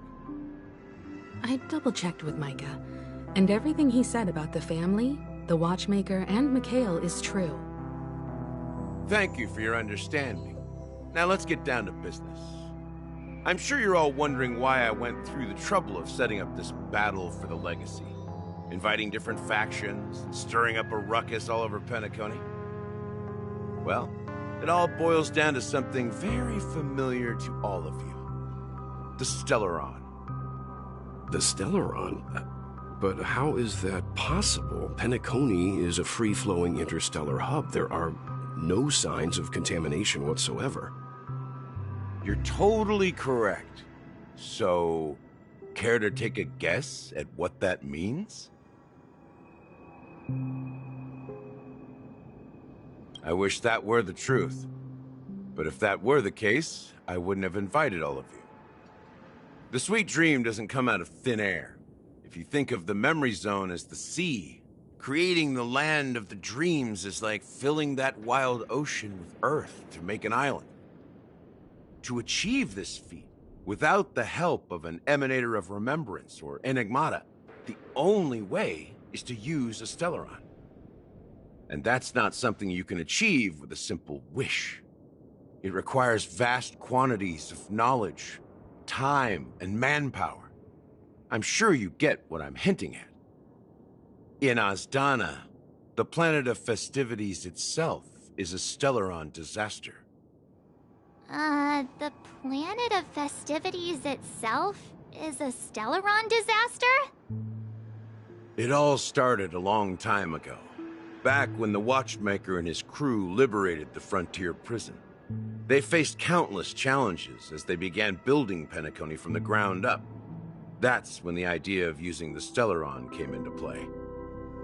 The Stellaron first entered the Azdana system during the war. The Nameless warned everyone against the folly of attempting to tamper with such a power, and most heeded their words. But there are always people in the shadows with ulterior motives. The turning point came after Tiernan's death. With 2 of the Nameless gone, the Watchmaker had to go to the front lines. It was at that moment his rivals saw an opportunity. By the time a representative from the Montour Systems family arrived at the Watchmaker's call, the Stellaron had already been activated and was seeping into the primordial synesthesia dreamscape. And I suppose the family happened to possess the knowledge to seal the Stellaron? Not just that. They knew far more about the Stellaron than the average person. They helped Mikhail swiftly quell the civil unrest and played a part in building Penacony under the disguise of the Harmony. Those 3 eras were known as the Age of Dreaming. The Watchmaker, who had been left in the dark, sent out invitations across the universe, spreading the hype around the land of the dreams. Then, how did they turn against each other? Remember the island in the ocean metaphor? The truth is, the Stellaron was never truly sealed. It existed in a different form within the dreamscape. Think about this. What would it cost to create and maintain such a lavish dreamland? It's people's lives. The opulent dream is built upon the decay of spirits, with a toxic elixir called pleasure flowing through the dreamscape. It tempts people to indulge in the dreamscape, and gradually their minds succumb, becoming nourishment for the sweet dream. Confusion, laziness, and cowardice, weaknesses that plague humanity, were magnified and nourished by the family. Penacony became a new kind of prison, even more impenetrable than the previous one. Sadly, we realized this far too late. By then, the family had a firm grip on Penacony, swiftly quelling any opposition that arose. At my wit's end, I had to use the power of the Enigmata, and sought refuge in this chaotic realm. Over the years, I created a meme within this dream for our use. Dormancy. That's its real name. We exploited a loophole. You see, regular people can't fall asleep again while they are inside the dreamscape. So this is the true meaning of the impossible. You sent out invitations in the Watchmaker's name to find forces capable of resolving the Stellaron disaster and draw them into Penacony to uncover the truth. It's not just that. Above all, I wanted to see what happens when the major factions engage in a struggle for the legacy. Since this is the Watchmaker's first announcement in decades, the traitor within the family is bound to reveal themselves. So, the legacy is just a facade. If you want to consider the Stellaron as the legacy, I'm totally fine with that. If that's the case, where is the Stellaron now? That's a question for Mr. Wings. The Stellaron is still under the family's control, and as the head of the Oak family, I'm sure he holds all the answers.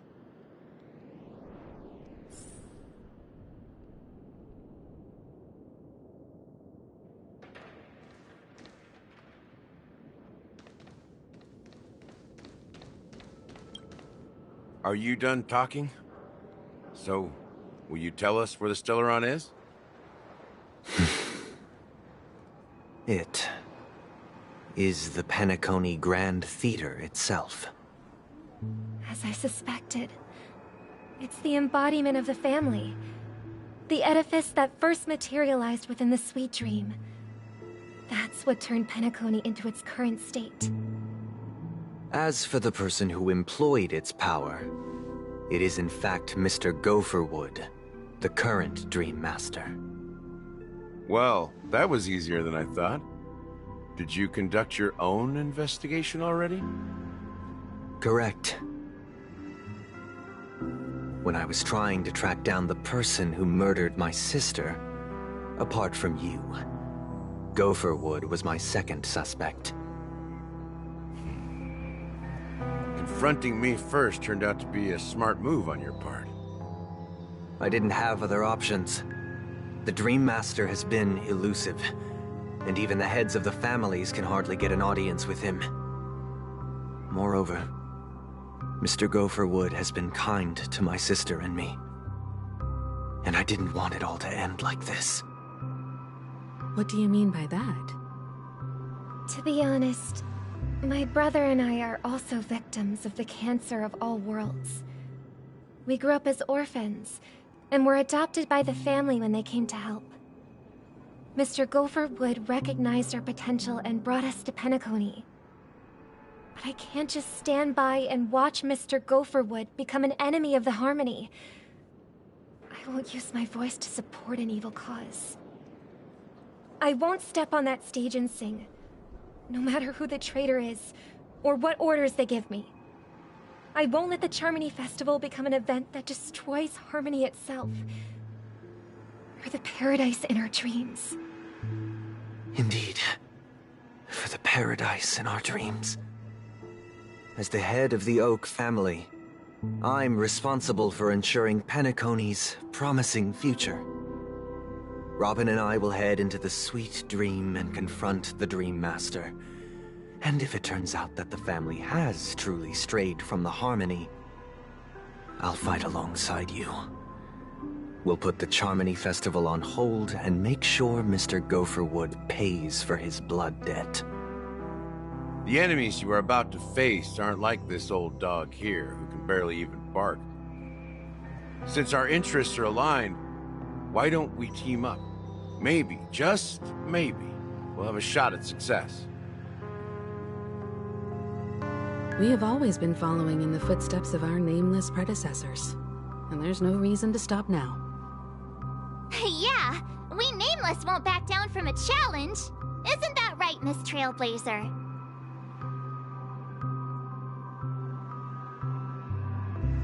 That line actually makes me a bit nervous. Rest assured, sitting on the sidelines isn't in our nature. Mr. Sunday, Miss Robin, I'm willing to accompany you on behalf of the Astral Express. Having a third party present should help with negotiations, and could make all the difference if things get ugly. Thank you, Mr. Yang. Thank you all very much. The Charmony Festival is about to start, and time is against us. We must hasten. Everyone, let's gather over here. We still need to make some preparations.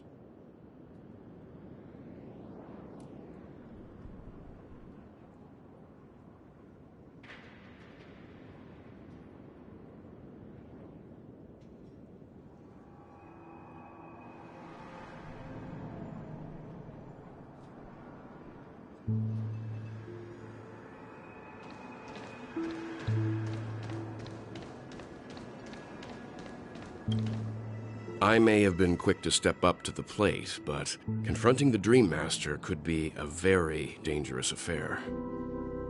Huh? Even you're saying that, Mr. Yang? How powerful is that Dream Master? He's the leader of the families of Penacony, and he has the entire power of the Harmony behind him, not to mention the Stellaron in his possession. We must proceed with great caution. Maybe you can just stay behind this time, Mr. Yang? No, that won't do. Even if we count Robin as an ally, something felt off about Mr. Sunday just now. Although, I can't quite put my finger on it. I have to make sure he won't turn against us when things start to get dicey. You're still carrying the keepsake the IPC envoy gave you, right? May I borrow it for a moment? Huh. I knew it. As I suspected, this chip Aventurine gave to you is actually a miniature transmitter. If I'm right, he intends to use it to track your location or contact you when needed. As it so happens, this may actually be of some use in the current situation. Aventurine? Is he still alive? And what does he have to do with our mission to confront the Dream Master? Remember what I said earlier? Working with the IPC is a way to keep the family in check. If negotiations go south and the family show their true colors by going after the Stellaron, I'll use this transmitter to send a message to the IPC. It'll be just the opportunity the IPC ambassador was hoping for. The only question mark in all of this is Aventurine's current status. But the IPC is always listening, especially senior strategic investment department heads like him. Getting the message across shouldn't be a problem. Good luck to you, Welt. Well, you take care too. If anything goes wrong, don't worry about me. Just make sure to seal the Stellaron. Spoken like a true hero. Even if the Dream Master is innocent, the family's corruption runs deep. I won't make the same mistake Mikhail did. Let's wish him the best of luck. Don't you have something else to tell us, Gallagher? Why would you say so? Before we departed, the conductor asked us to inquire about the 3 nameless in Penacony. We've already collected intel about Rosalina and Tiernan, so the only one left is Legwork. If I'm not mistaken, we've already met him somewhere, haven't we? It's not enough to say meet, but the answer is pretty obvious. After all, I've hinted at it in quite an evident way. I've been watching over you ever since I received the reply from the Astral Express, and I've seen the great effort you all put into linking different realms together across the cosmos. And now, after getting this far all in one piece, you have truly proven yourselves. Miss Himiko, were you the one who repaired the Express and got it sailing through the cosmos again? Yes. And you two, young Nameless, you have very interesting life stories and extraordinary skills.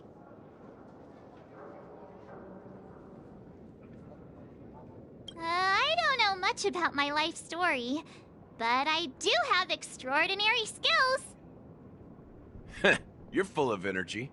Please send my regards to the conductor, Pom Pom. Please let them know that their friend had fond memories from his time aboard the Express, which he reminisced on every time he had a good drink. As for the last Nameless, he embarked, disembarked, and embarked again, traveling in a great circle, ending up back where he started. On his deathbed, he told me to find the Astral Express and deliver an invitation to the future Nameless. He left behind a special gift, a true legacy. Something that belongs only to the successors of the Trailblaze. Come with me. Now is the time to reveal it.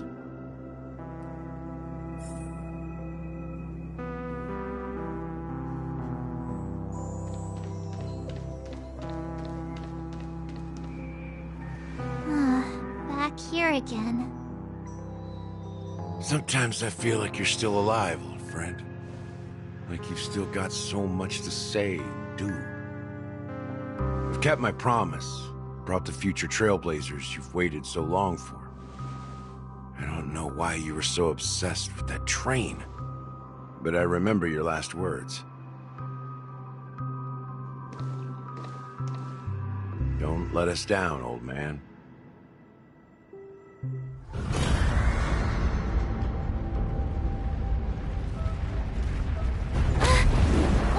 happening?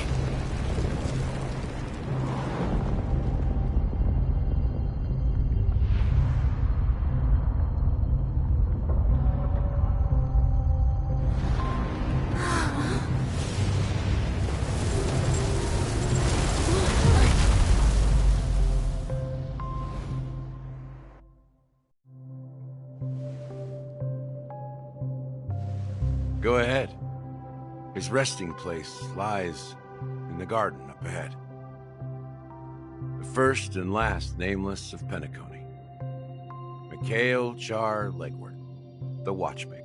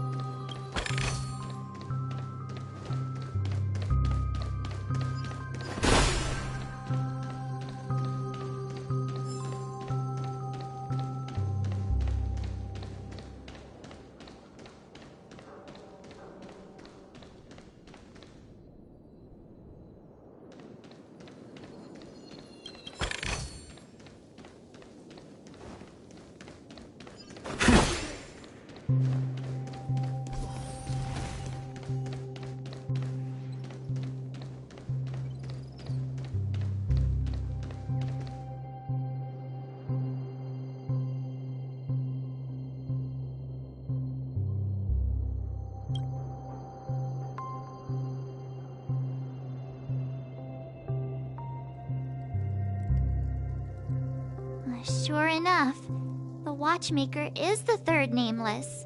Even I could guess that one. The legacy he left behind was a dream bubble. I believe inside that bubble, there's something that holds meaning only for the nameless. After all, when I checked its contents, I found nothing inside. Maybe some Trailblaze runes? Even more mysterious than me. Well, let's have a look.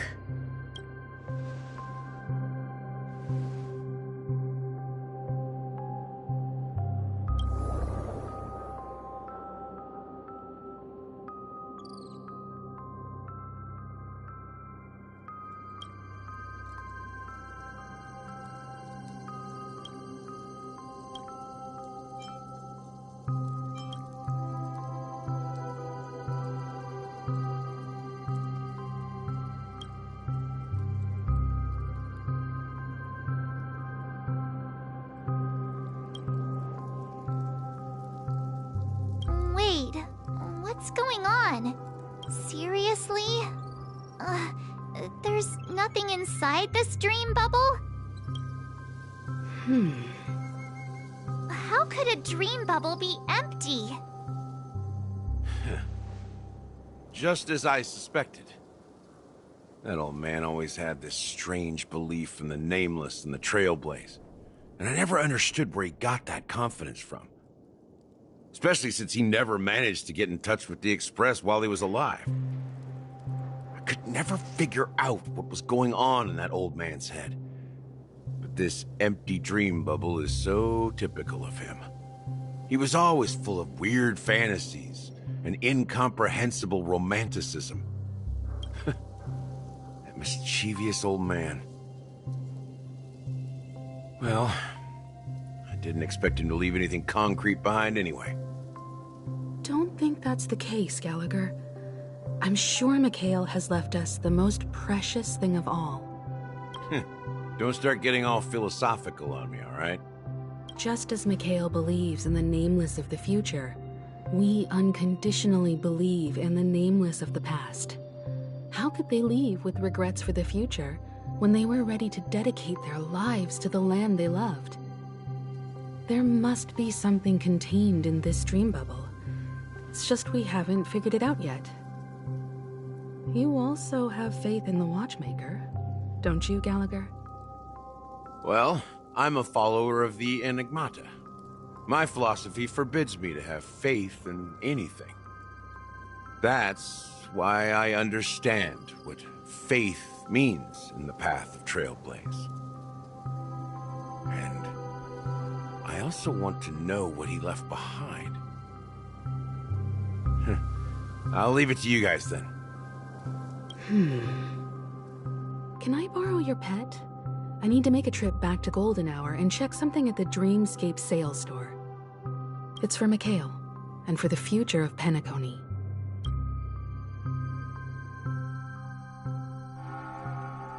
Welcome to the Reverie Hotel. How may I help you? Greetings. We're the Nameless from the Astral Express, and we'd like to check in. The Astral Express?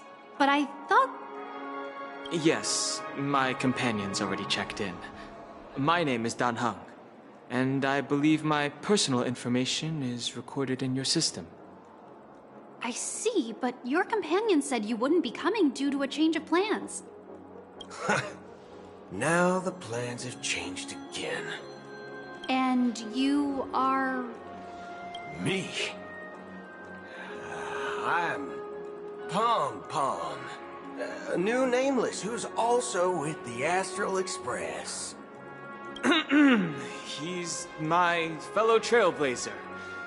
We responded to the family's invitation before he boarded the Express, so he wasn't registered in your system. Is it possible to accommodate him as well? Oh, I see. Another one of the Nameless had a similar situation. Seems like a lot of people are joining the Trailblaze these days. Since there's a precedent, it shouldn't be a problem. Just give me a second to contact your companions. I'm sorry, dear guests, but it seems I'm unable to reach the other members of the Astral Express. What do you mean by unable to reach them? My apologies. This is the first time I've encountered a situation like this.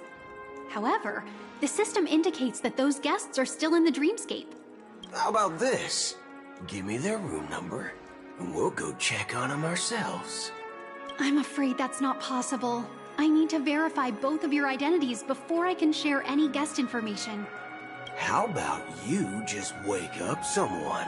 Let's say, Welt?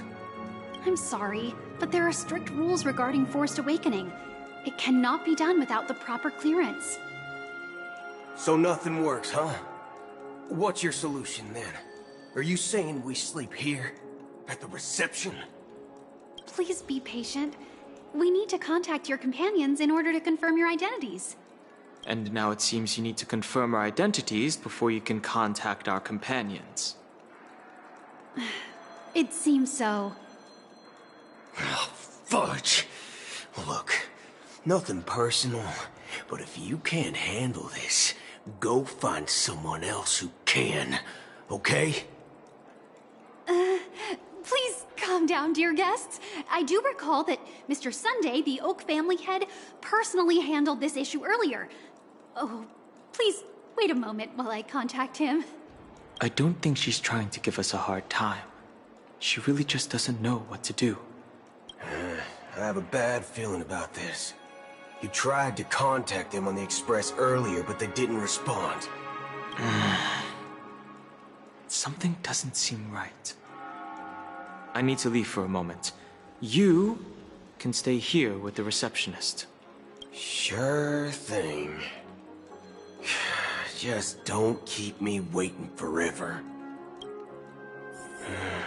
Don Hung seems pretty worried about his companions. I should give him some space. Stressing out about it won't help anything.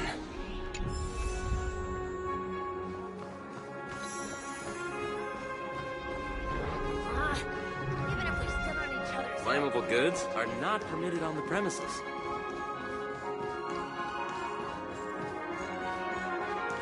Running late again.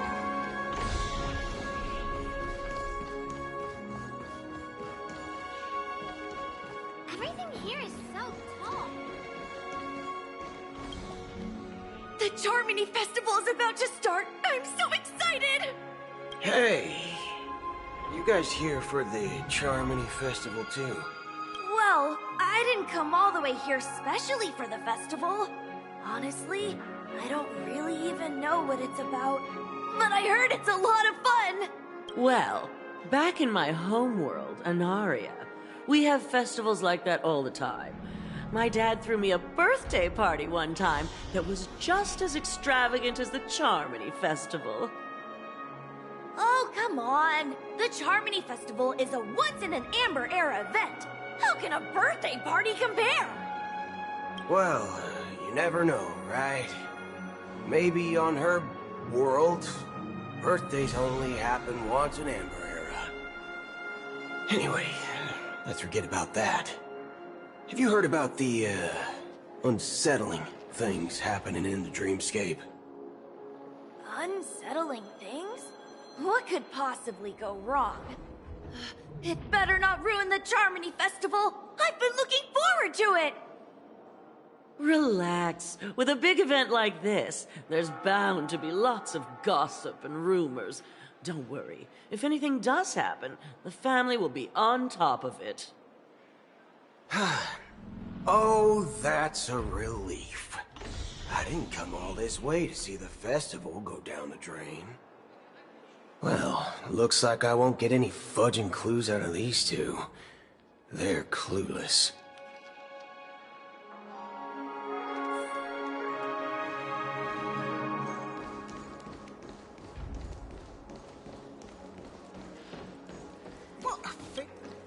Greetings. I'm Cody of the Bloodhound family, head of security for the hotel. How may I assist you? Hello. So, there's something I wanted to ask about. I've been hearing some unsettling rumors about certain incidents that might affect the Charmony Festival. Do you think there's anything to be worried about? I've traveled all the way from the Hayai Federation, and I don't want my trip to be ruined. What do you mean? Wait. You haven't heard? I'm not sure where you heard those rumors, but they're completely baseless. I can assure you, as a representative of the Bloodhound family, that everything is going smoothly for the Charmony Festival. At present, all of the families are focused on making sure the festival starts on time. Even the Dream Master himself has arrived. So don't worry, your trip won't be in vain. That's a relief to hear. She doesn't appear to be acting. So, it seems that even the hotel staff are out of the loop. Back already? Hasn't she returned yet? Nope. I'm starting to wonder if sending her to contact Sunday was a good idea.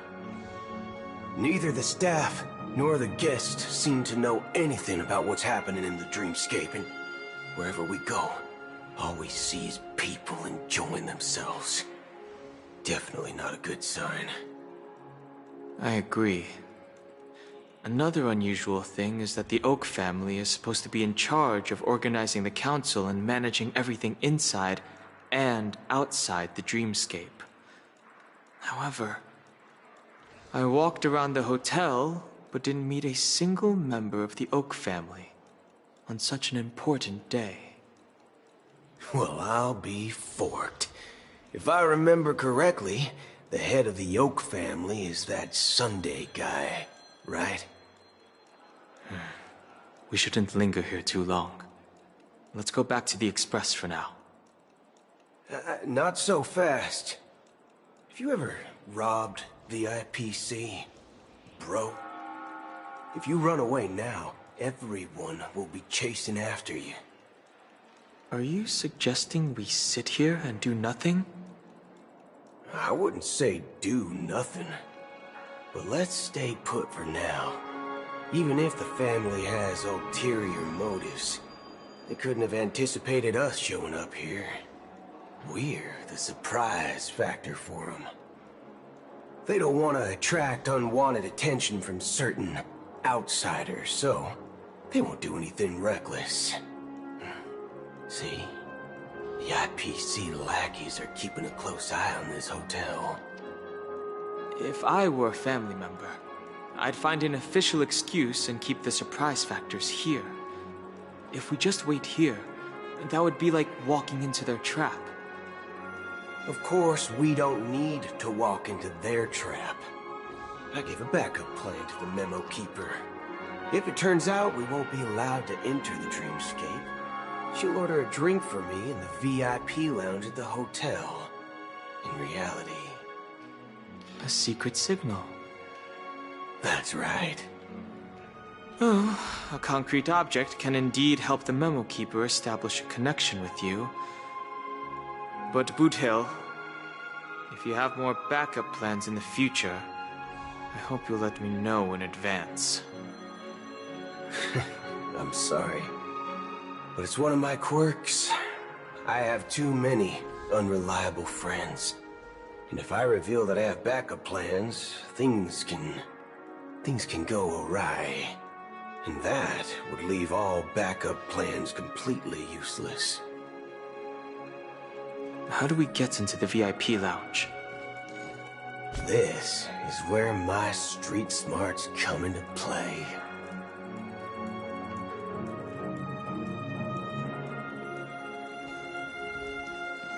Face recognition.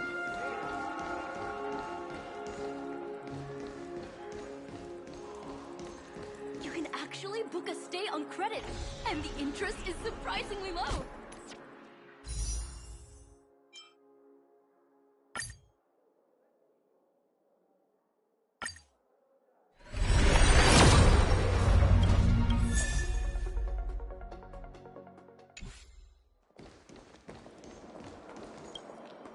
You're the lobby manager, right? Yes, I am.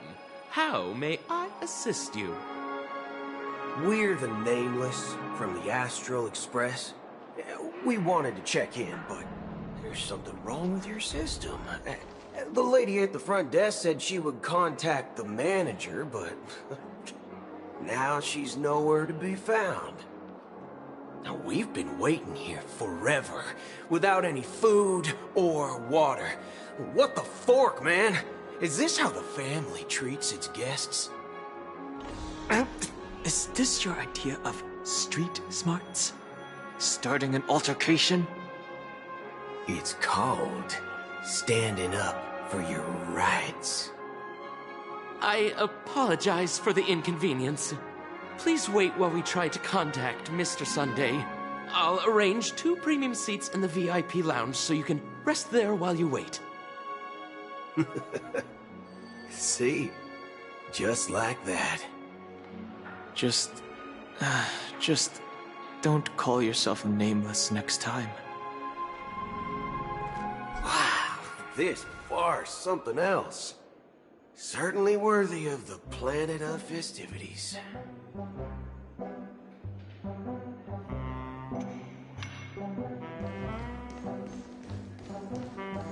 One Peach Soul Glad? Good evening, gentlemen. Hey, I have an order for a bottle of Hasdana's White Oak. Can you help us find it? Hasdana's White Oak? I think there might be a misunderstanding. We don't serve that here. Oh, no way. Are you sure you're not mistaken? If someone had reserved such a beverage, I would definitely remember it. It sells for hundreds of thousands of credits per bottle, after all. I couldn't afford to cover for such an item if it were broken or lost.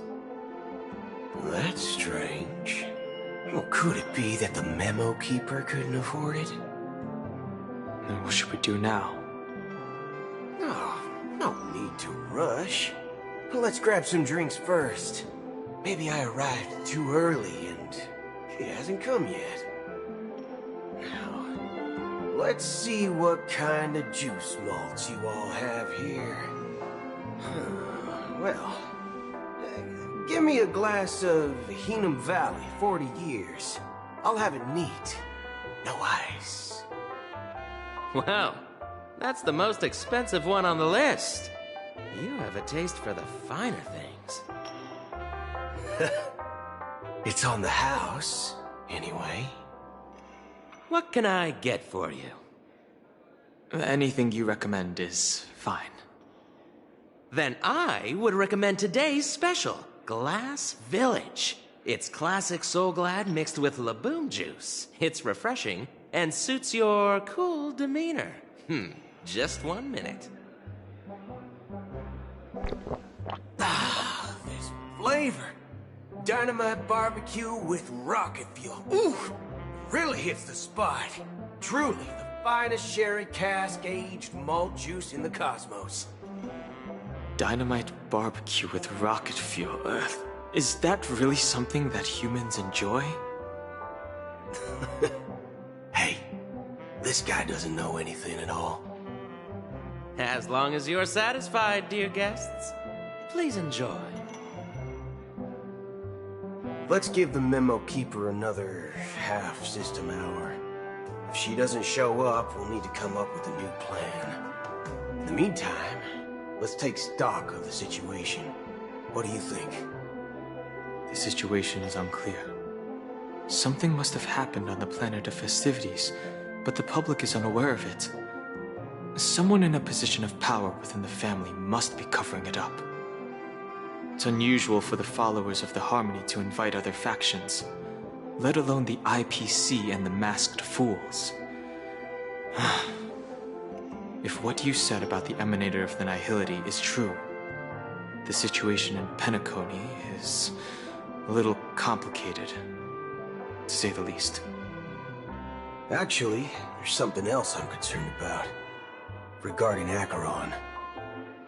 As you know, the faction that follows the path of the Hunt are some of the most dangerous folks in the cosmos to mess with.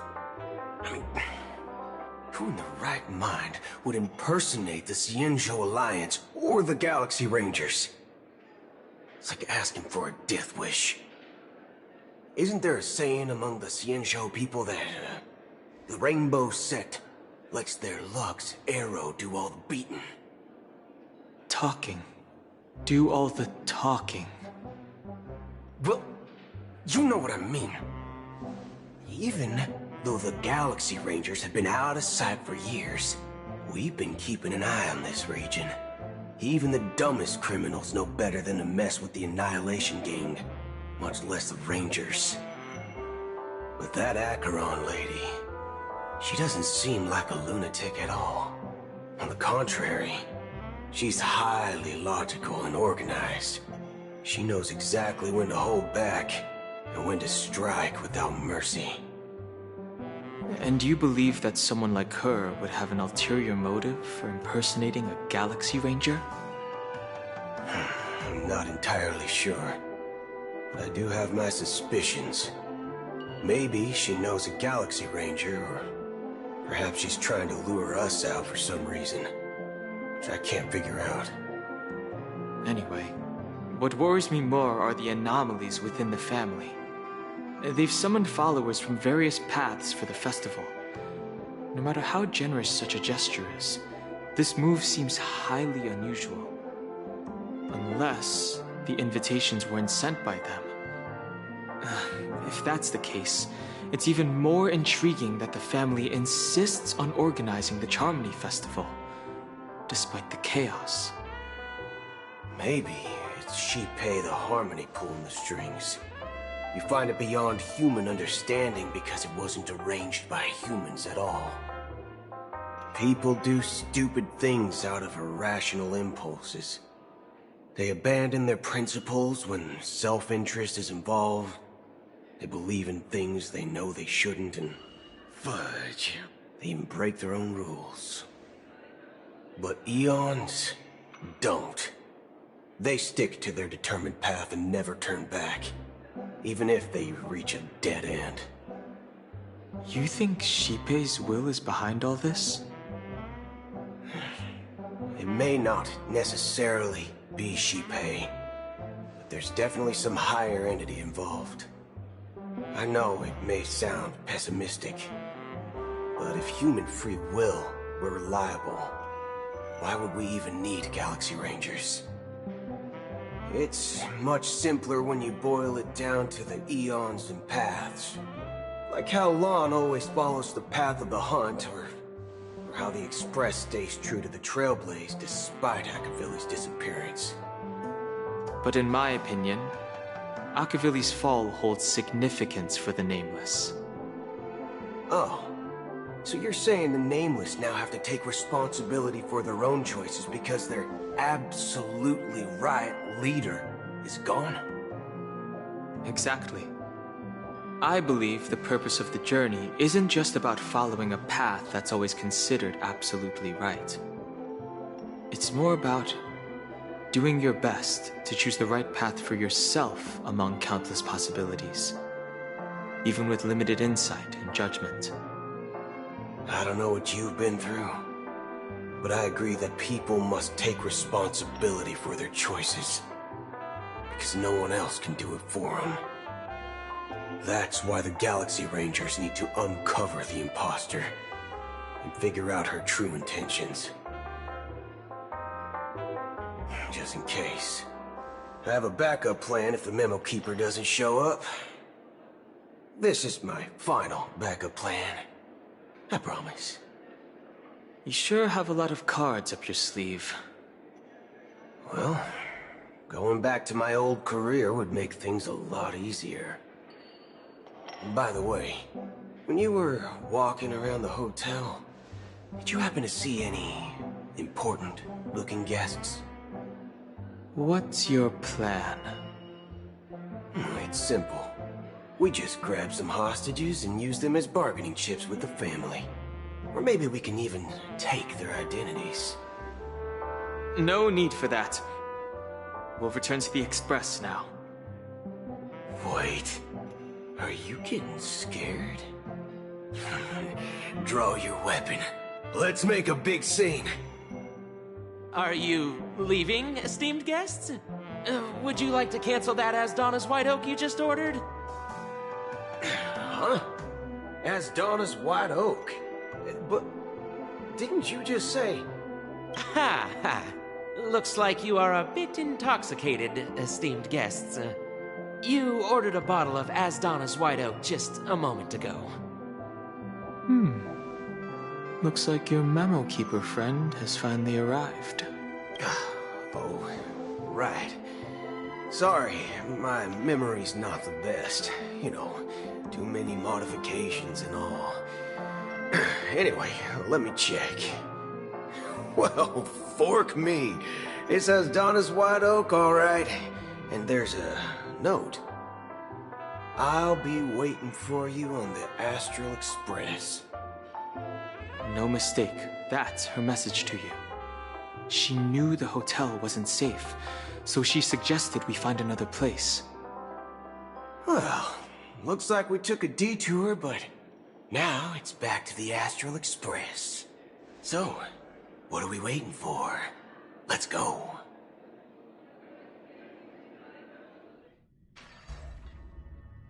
You're back?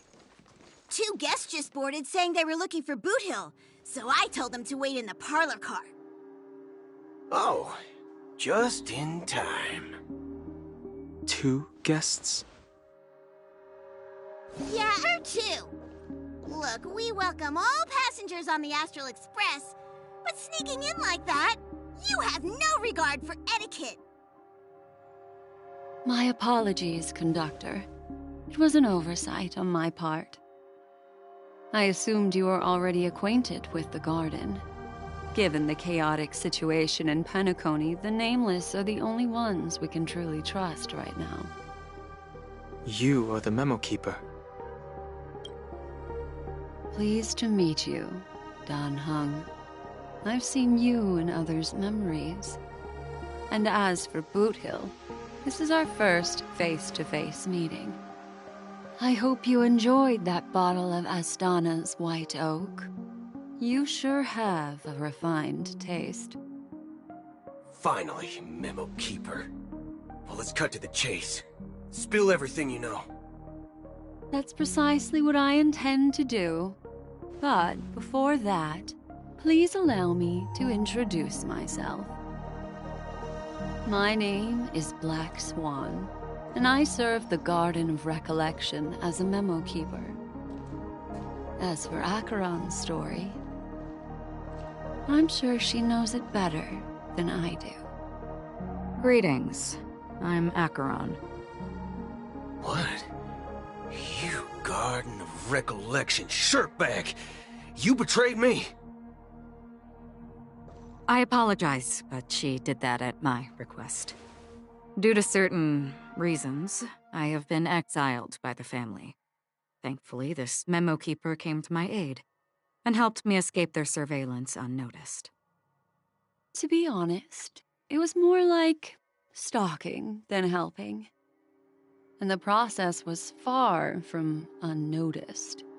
But we did escape. I asked her to guide me to a place beyond the family's reach and to contact a few trustworthy individuals. Namely, all of you. Trustworthy? Son of a nice lady. You think I'm dumb or something? How about this? I'll put a few bullet holes in your head and see what secrets spill out. Then, we can talk about trust. It doesn't have to be like that. I'm willing to answer all your questions, but not right now. If my cover hadn't been blown, we might have had more time, but at the moment, we don't have any other options. No other options? What do you mean? This is the only way I can ensure everyone's safety. I kindly request an immediate warp jump out of the Astana star system.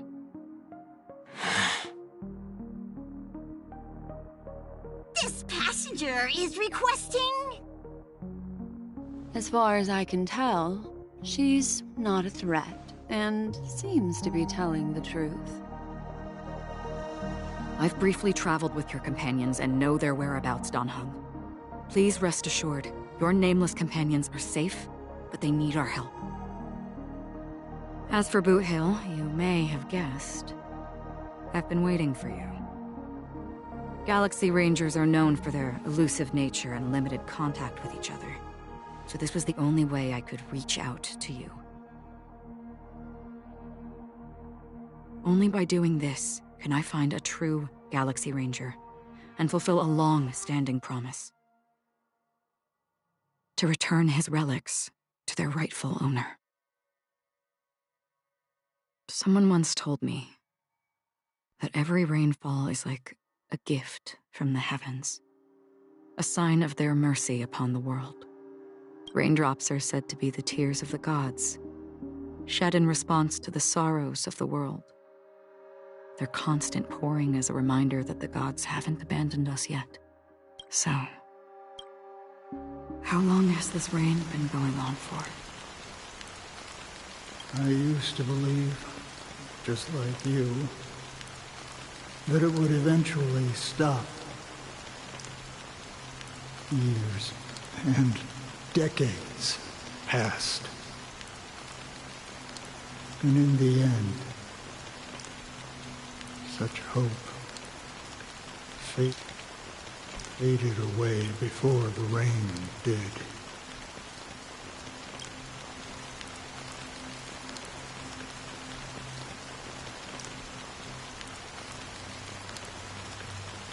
Looks like the god you mentioned doesn't exist after all.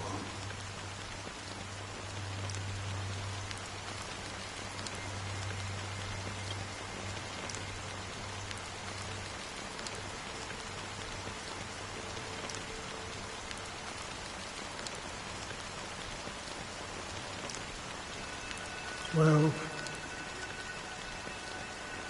let me share a story with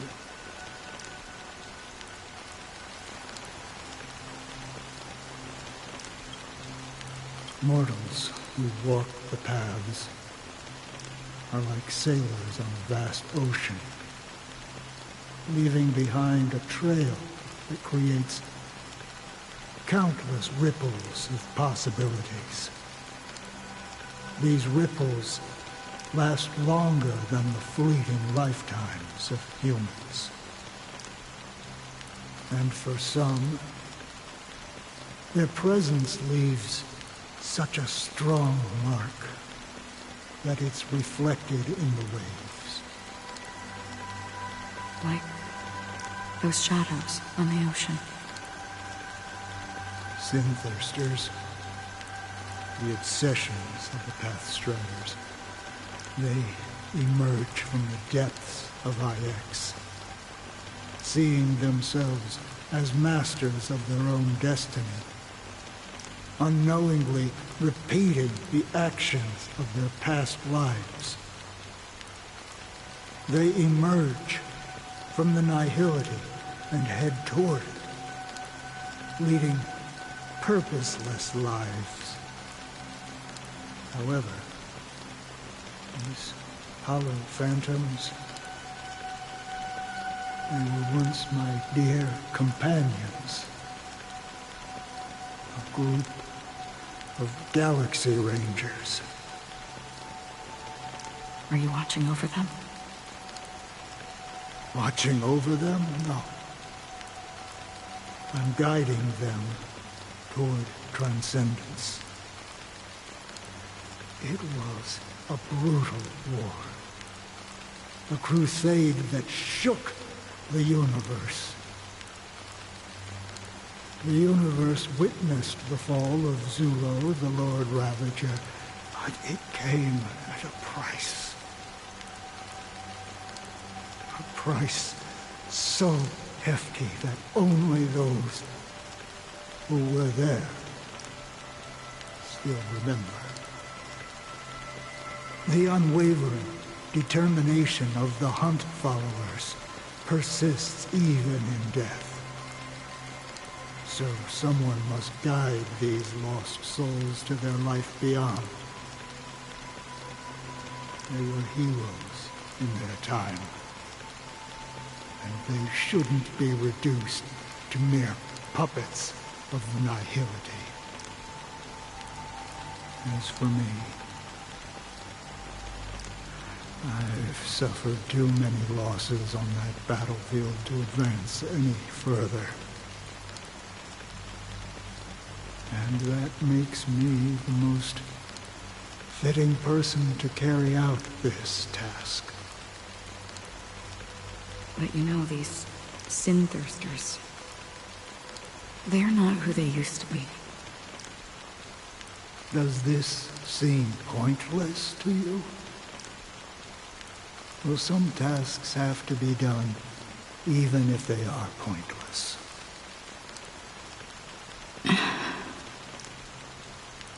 I can help you.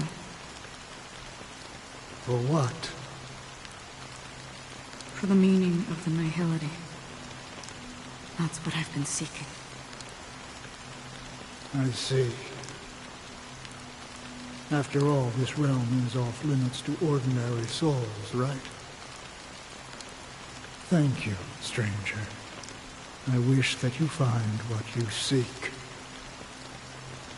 Before we part ways, I have one more question.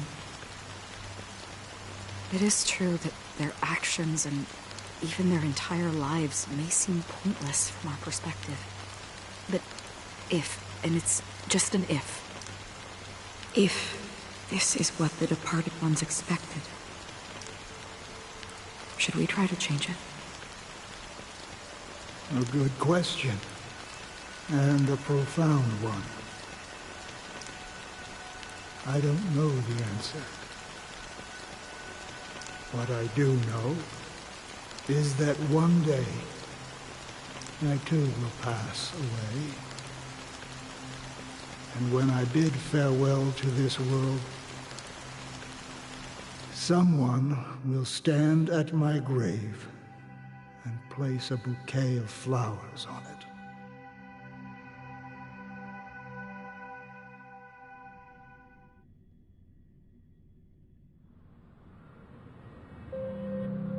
When I appeared as a child, my speech, mindset, and soul reflected immaturity and innocence. As I grew into adulthood, I left behind my childlike side.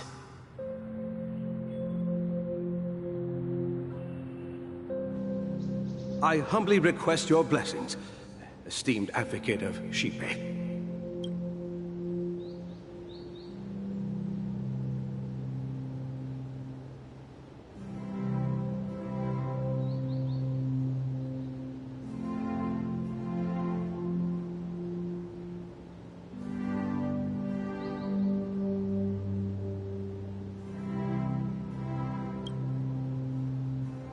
Come to me, my kinship.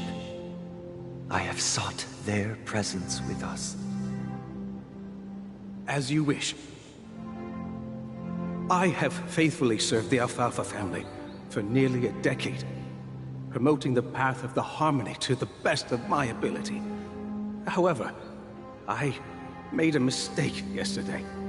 While I was preparing dinner for the family head, I accidentally dropped a prepared dish on the floor. Out of laziness, I lied and claimed that everything was ready. Although the head has dismissed me as punishment, it has been tough to sleep with the guilt still gnawing at me, as I worried that the seeds of evilness may have taken root in my soul. So, I confess to you now, to seek atonement for my sins. Do you sincerely repent and vow to change your ways? Yes. Have you examined your soul and confessed all your sins? Oh, yes. Are you willing to accept the process of atonement? Yes. Very well. Show your dedication and goodwill to the family, and you shall be reinstated among them. Now, please, leave in peace. Oh, praise Xipe. And thank you, esteemed advocate. Next, please step forward. I wholeheartedly confess to you. Please, pardon my sins. Rest assured, I have implored their presence to be with us. As long as you are sincere, absolution will be granted. Oh, great. You know, I arrived in Penacony as a stowaway. I sold everything to get a ticket. My house, my land, and my 2 children. I see. Please, go on. My children were starving, and I hoped they'd have a chance at survival if they became slaves here. If I can strike it rich here, I'll lift them out of that situation and give them the life they deserve. But the Bloodhound family got wind of it. They're on my tail, hunting me down. I thought I could bring my kids here. It was all my fault. All my fault. The family is ready to forgive all sinners. I'll ask the Bloodhound family to cease their pursuit. You don't need to live in fear anymore. Oh, thank you. Thank you. I'll work my hardest to redeem my children and make them part of the family. Praise the Harmony! Next, please step forward. Hey! Long time no see, Mr. Sunday. The most esteemed individual in Penacony, and the next leader of the Oak family, right? I have sought their presence with us. Let us proceed. Sure, let's just get this over with. I have sinned, please forgive me. I wasted half a pizza at breakfast, and a bottle of Soul Glad. That's it. Nothing more. Can we wrap this up? I've got a Robo-Ball game to catch, you know? Do you seek to atone for your sins through good deeds? My sins? Starting to sound like a saint, huh? Well, let me tell you something. Neither the family nor you have the right to judge me. You think nobody knows what your precious family has done? About the Watchmaker? Huh? Don't kid yourself, Featherbrain. Those dream chasers might be fooled by your act, but don't fool yourself. Before you start spouting off your holy verses, answer me this. Where does the power of the Oak family come from? And your power? What makes you think you can sit there all high and mighty, looking down on everyone else? Well, I've spent enough time in confession today to enter the Harmony's paradise, right? Then I'll take my leave. Good luck with your election, and, don't make me regret my investments in you.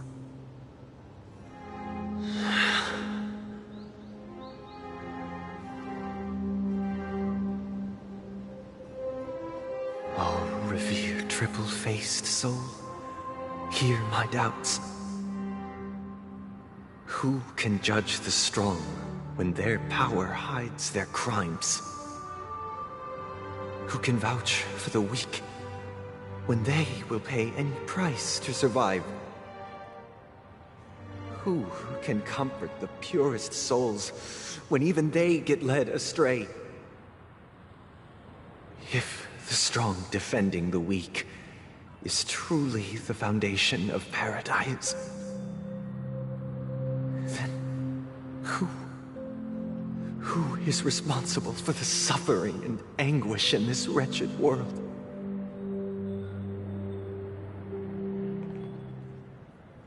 Brother? Brother? Brother, are you all right?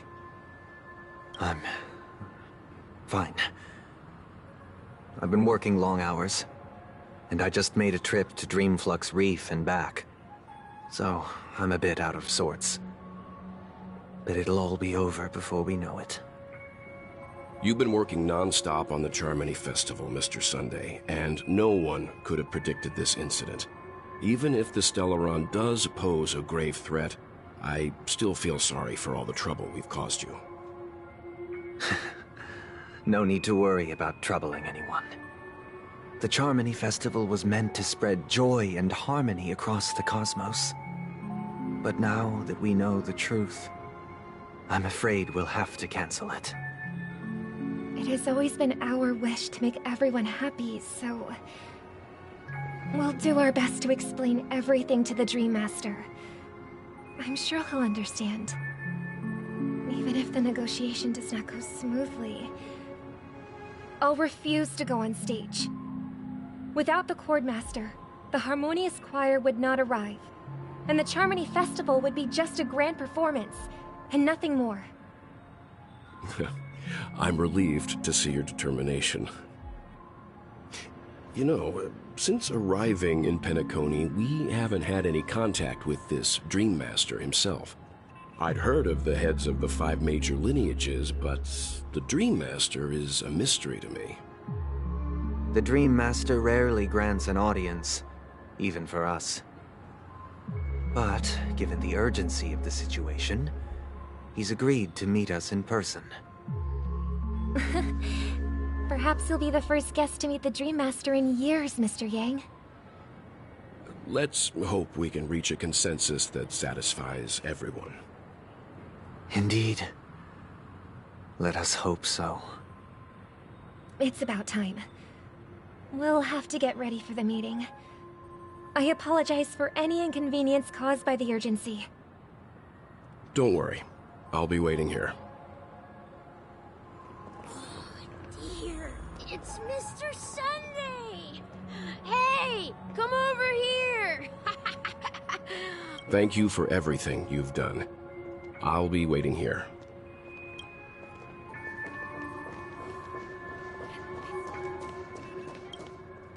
Oh, Mr. Sunday. Hey there! Okay, see the moon in the sky? It's about the size of the cap on my Soul Glad bottle. If I just reached out my hand, I could grab the moon, couldn't I? The moon? You mean the Grand Theater?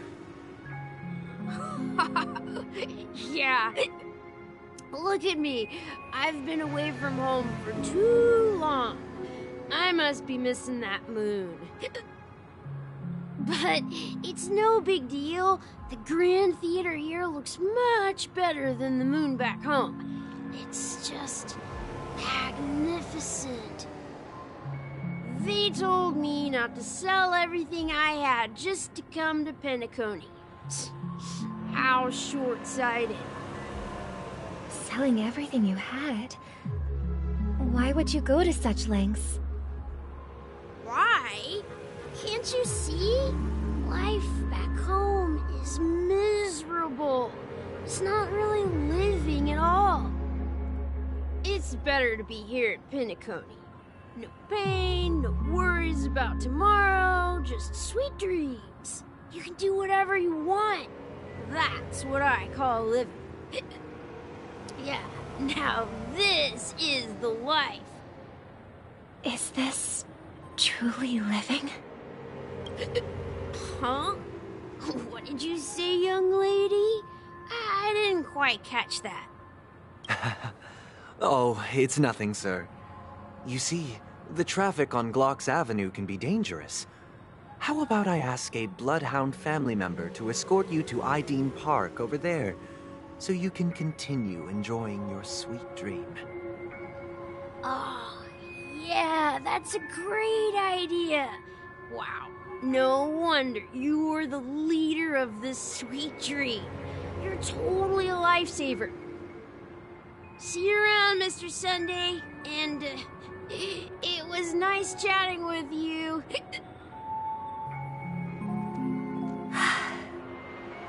What's up, sister? This is the land of the dreams. But why do they live like this? The man we ran into, he doesn't seem happy at all. Even though sweet dreams are nice, they're just illusions. But for him, they're the only way to survive, even if it means giving up on reality. That's not really living at all. I suppose you have a point. But, in my opinion, that's how most people live their lives. Why do you say that? You think that man is not actually living, but that's not quite accurate.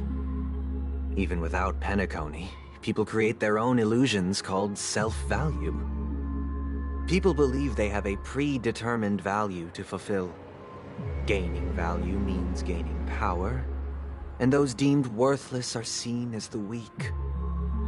However, value doesn't come out of thin air, and there's a limit to it. To accumulate value, people have to take from others. So, the weak get exploited and oppressed. Are you suggesting that this is not how things should be? Exactly. But, ironically, people don't think there's anything wrong with it, because they uphold the illusory notion of self-value, and even the weak believe in it. The survival of the fittest. That's where all the tragedies in the world come from. People come to the sweet dream in Penacony to escape from that reality and find solace. No tragedies exist here, only happiness, although in its nascent form. Isn't that the same paradise we yearn for in our dreams? Perhaps that man is just an exception. Let's not jump to conclusions. we should experience the dreamscape ourselves. Just as I did at Dreamflux Reef. Yes. Seeing is believing. I'll accompany you. The Dream Master hasn't shown up yet, so we have some time for a stroll.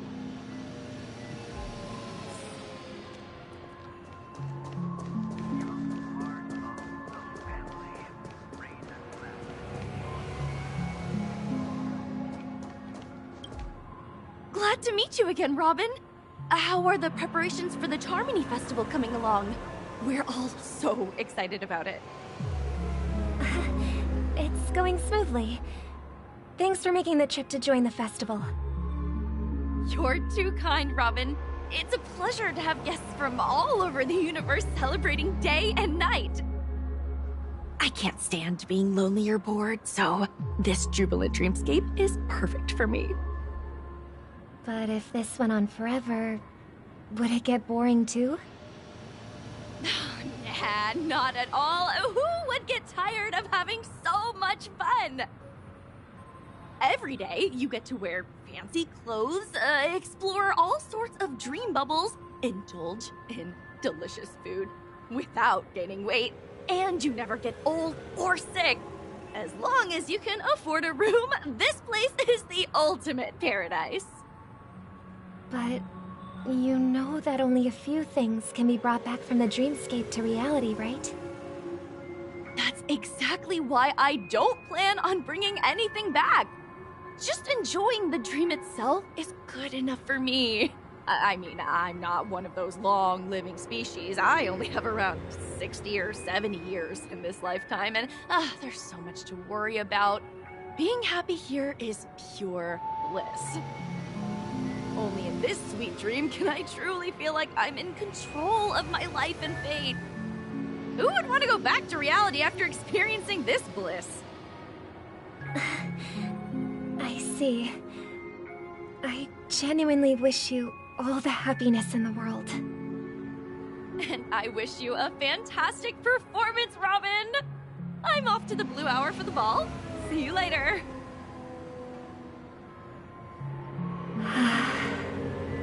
Seems like that guest's perspective didn't resonate with you either. She had a valid point. And I could sense her genuine happiness. It's just that... What you're trying to say is, she thinks she's in control of her life. But in reality, she's just escaping from reality and seeking solace in this sweet dream. Once she steps out of this sanctuary, everything will be lost. Well, she did make mention of being able to afford a room. Didn't she? However, the paradise in our dreams, it doesn't have to end. No. And the paradise we yearn for shouldn't be just a fleeting dream either.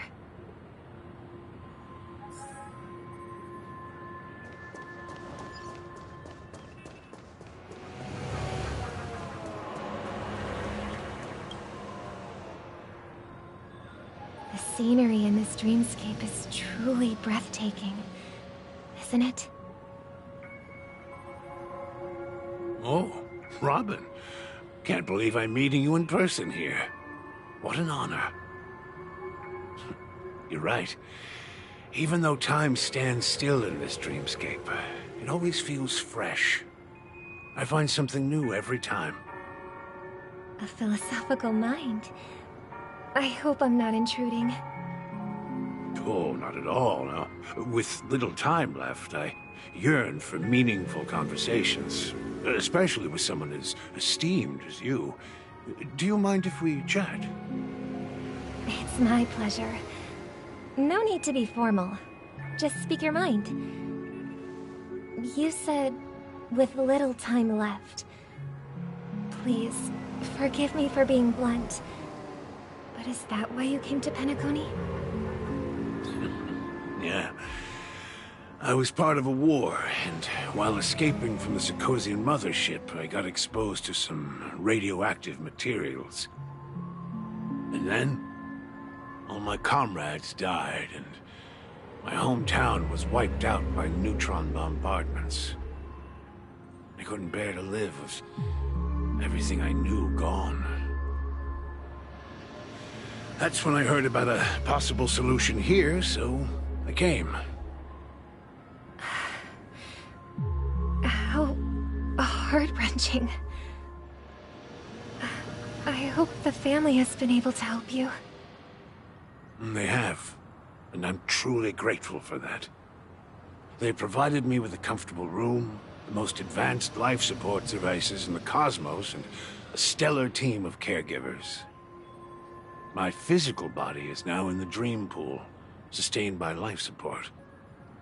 The me you see here is whole, rational, and no different from any other person. But I can't say the same for the me in the hotel room. My true appearance? Huh? I hope you never have to witness it, Robin. So, you'll be living forever in this dreamscape, right? Just being able to live at all is good enough for me. Whether it's in this dreamscape or not, well, I don't really have much say in the matter. My world has been torn apart, and my life could end any second. So, even if this whole place is an illusion, it's still my paradise, and I'll treasure every moment I spend here.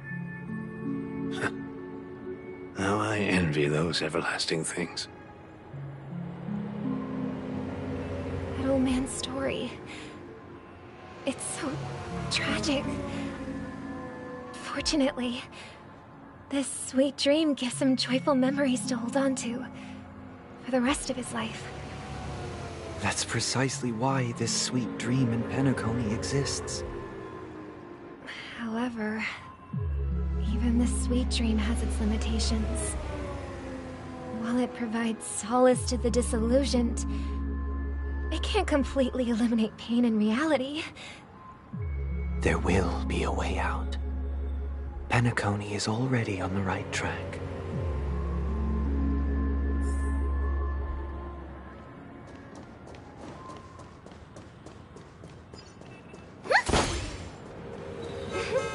Look what we have here. A lovely young lady. Brother, what a surprise to see you again. Show yourself. Your trick won't work on us. I've heard that a skilled mass fool received an invitation too. That must be you, right? Did you enjoy yourself? Barely. The people here are way too gullible. A little bait is all it takes for them to bite. And they run away at the slightest hint of danger. In other words, they're naive and cowardly. Now that you've had your fill, it'd be wise to leave before it's too late. The music of the Harmony doesn't tolerate discord. What? Now that you have the real Robin, I'm useless? Oh, how disheartening. I've done so much for the family. You should be thanking me, because if it weren't for me cleaning up this mess, Penacony would still be in shambles.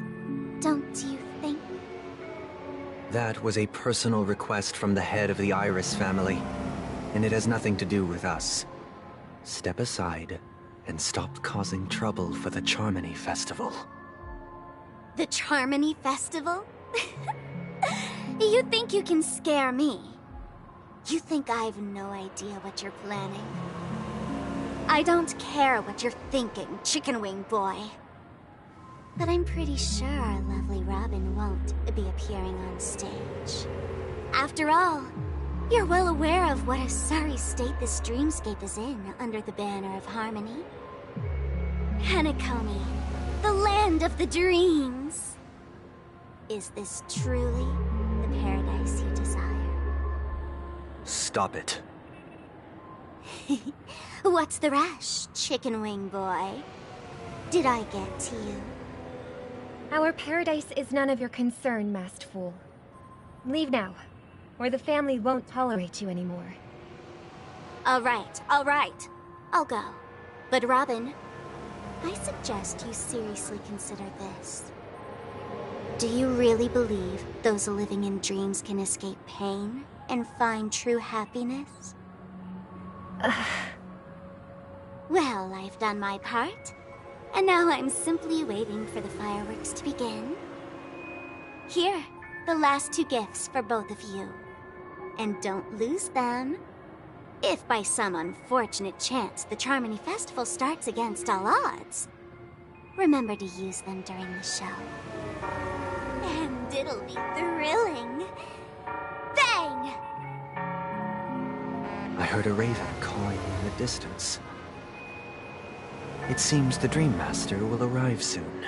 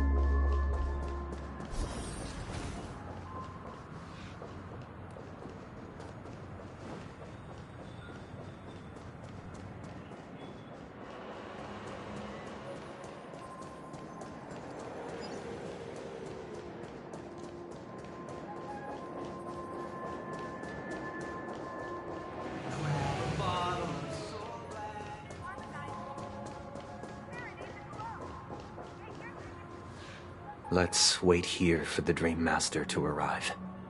Okay. By the way, brother, I heard you no longer have a sweet tooth. Back when we were kids, you used to steal my desserts. Seems like a lot has changed during my absence. What exactly happened? Well, someone has to stay awake even in this sweet dream. But that someone doesn't have to be you, or anyone in particular. You're carrying too much on your shoulders, brother. The paradise in our dreams. It shouldn't be like this. Penacony is nothing more than a dream. It can't erase the worries and pain of reality, or bring true happiness. It only offers an escape from reality. Nothing more. Remember the old man we met earlier?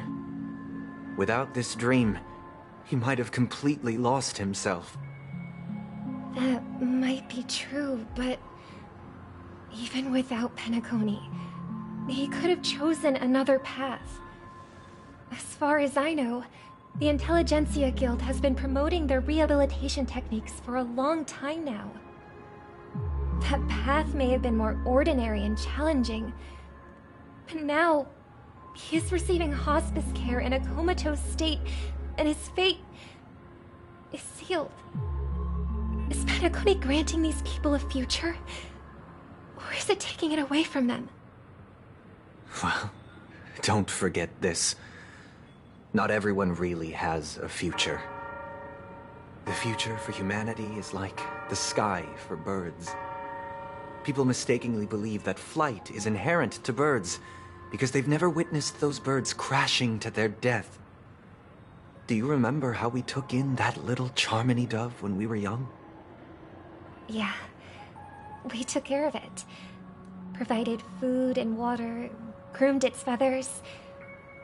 And later, when I decided to leave Penacony, I opened the cage and set it free. Well, I didn't mention what happened to it in my letters because I didn't want to upset you. Shortly after you left, it crashed to its death right in front of your window. I had surmised as much. I knew you wouldn't have avoided mentioning the bird for no reason. Despite that unfortunate outcome, I still believe it was the right decision. Birds aren't meant to spend their lives in cages. They belong in the sky, even if they can't fly. But here's the thing. If there are birds in this world that can never fly, can we really assert that they belong in the sky? Are you implying that the same goes for humans too? Let's take the Astral Express as an example. The Nameless made tremendous efforts to bridge worlds, gaining fame across the universe. However, only a few extraordinary individuals can endure such a perilous journey. That's because the pursuit of the Trailblaze exceeds the capabilities of ordinary humans. Otherwise, why would this path be filled with broken rails, an abandoned express, and even a fallen Eon? That's just sophistry. If that were true, then only the powerful would have the right to determine the future. Unfortunately, that's exactly what happens. Another name for the future is self-value. While this world has its fair share of heroes who inspire people and garner admiration for their heroic deeds, the majority of ordinary people will never become heroes in their lifetime. Some are born weak and vulnerable. Some find themselves trapped in unfortunate circumstances. Some fall victim to malice and cowardice. When it comes to survival, everyone is equal. And the weak can only watch as their value gets constantly diminished by external forces. That's why we should care for the weak and support them as if their suffering were our own. That's what the Odes of Harmony have always taught us. While the Harmony holds noble aspirations, the strong will always be strong, and the weak will always be weak. Even in this carefree dream. Human nature contains greatness, but it also harbors inherent weaknesses that can't be eradicated. In the end, if people can't even secure their own survival, they won't care about the illusory future of equality. As long as the law of survival of the fittest prevails, there will always be fledglings crashing to their death. But if people don't live for the future, do they merely exist for survival? If even you, my brother, don't believe that the Harmony will save the weak, then which Eon can make our dreams come true?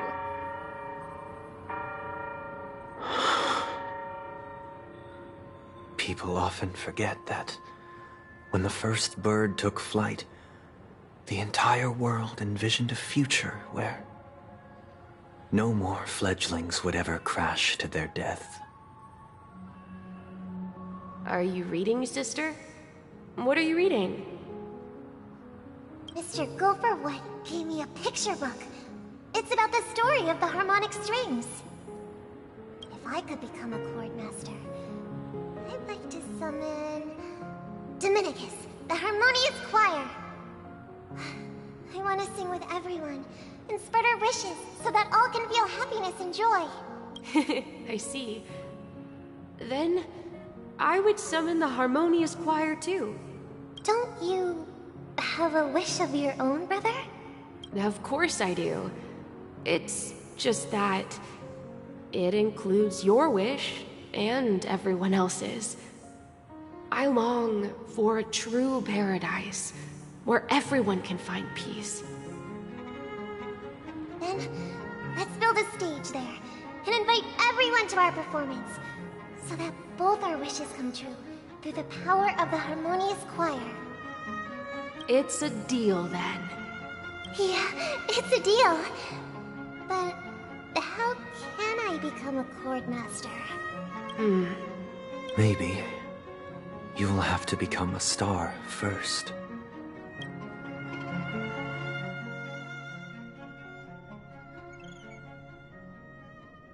You're back sooner than I thought. Any results? Yes. And now, it's up to us to forge ahead. Since he's already carried out his last wish, my final mission is complete. But pardon me if I sound curt. It's good to have determination. The path Mikhail left for you is not an easy one to tread. Why else would he have chosen to sleep in solitude, staking everything on some nameless in the future? But you have the numbers, and in numbers comes strength. So that might just delay your inevitable a little more. Got any more encouraging words? As I see it, relying on Welt's negotiations alone is far from enough. Regardless of whether the other party will be compliant, negotiating simply allows us to meet them as equals, and won't grant us an upper hand. Penacony is our rival's home turf, and we already have very few chips left to play with. Rather than idly sit around while the family's got us blocked off, an offensive approach might be a wiser course of action. We're more familiar with the Stellaron's properties than most, and since it's the key to stabilizing the Sweet Dream, it's vital to the family's interests. By attacking their core interests, they're bound to retaliate hastily. And as the saying goes, haste makes waste. That's right. As long as we pose a threat to the Stellaron, either with words or otherwise, we have a chance at gaining the upper hand. But the problem is, on the eve of the Charmony Festival opening, how exactly are we going to get close to the theater? Family security will be airtight, and if we brute force it, even if we succeed, it's too risky. So, no one's gonna say anything? Then I'll raise my hand. I know the answer to this question.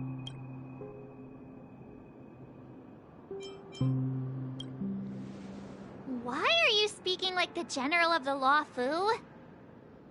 So, I heard that before the Charmony Festival begins, there'll be a pageant to kick off the festival. It's called the Soul Glad TM Festivity Auditions, or something, and it's going to be held in the moment of Scorch Sand.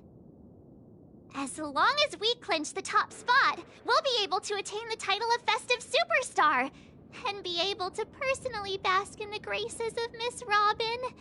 Not that that's important. What's crucial is that we can enter the Grand Theater before the audience arrives. So, how do we go about participating in these festivity auditions? I've already procured special invite tickets from Miss Robin's fan club. To tell you the truth, I had been preparing to join the auditions all along, but now it looks like even if I scrape through, I probably still won't have the chance to shake Miss Robin's hand. So they're still running this thing, huh? It was originally just a publicity stunt, set up by Mikhail to drum up attention.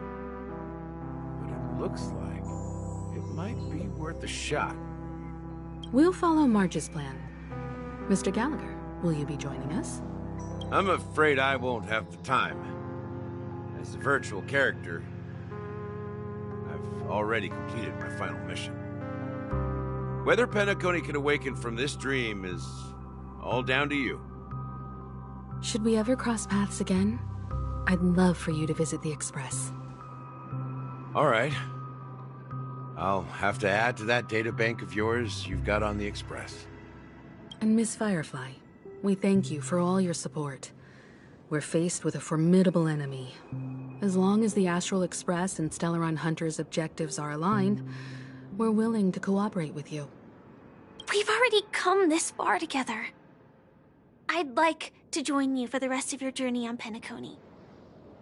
I'm pleased that we can finally fight shoulder to shoulder. I couldn't ask for a better ending. This is also the spirit of the Trailblaze. Now, everyone, let's prepare to move out.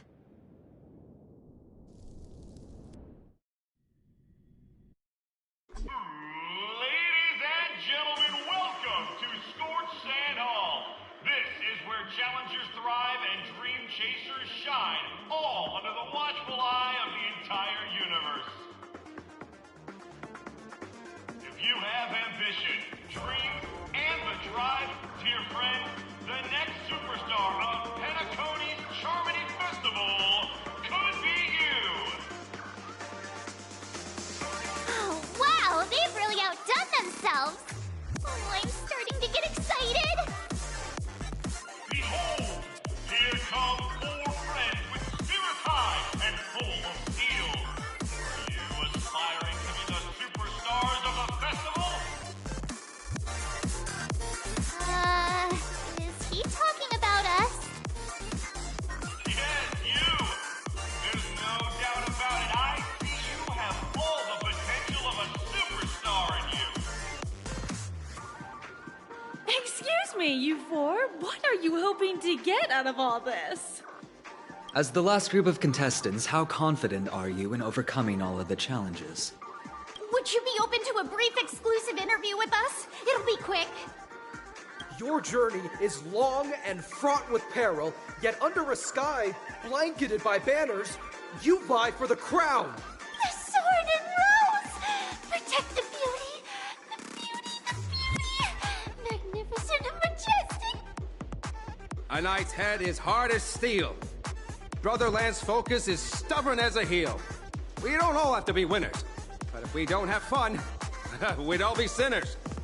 People are pouring in. Kinda feels like all sorts of baddies are showing up. Let's get in there quickly and enter the competition. Ladies and gentlemen, please make way. Make way. Coming towards us now is one of Penacony's top 10 wealthiest tycoons, and the soul-glad business empire's founder, Mr. Ideen. Allow me to introduce myself. I'm the director of Soulglad's factory, Ideen Leader. My 4 friends, introduce yourselves to the audience across the cosmos. Hello, everybody. I'm Himiko, a nameless from the Astral Express, and these are my companions. Don't you guys need to hide your identities? Can't hide it anyways. Penacony is plastered with our posters. And because the Astral Express is so well known, the family won't dare to make any rash moves.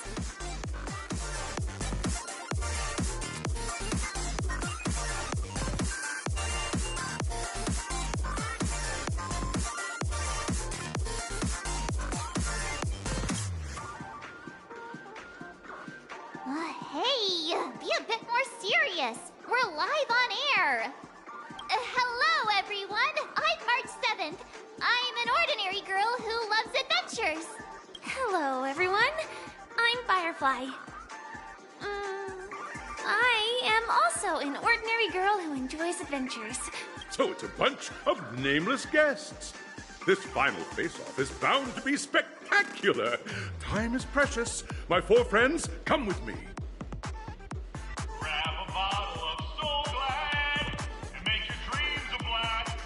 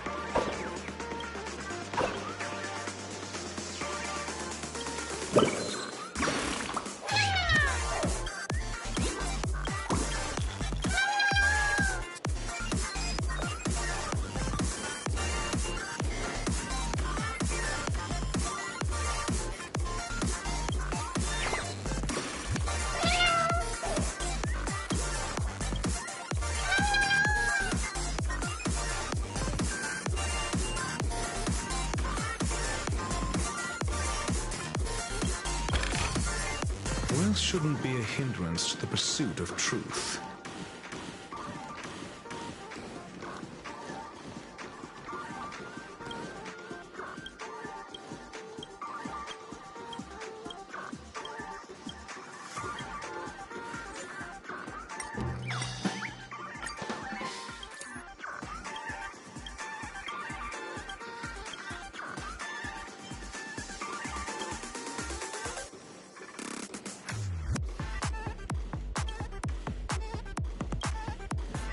This place is buzzing. That's right. This hand is a miniature representation of that.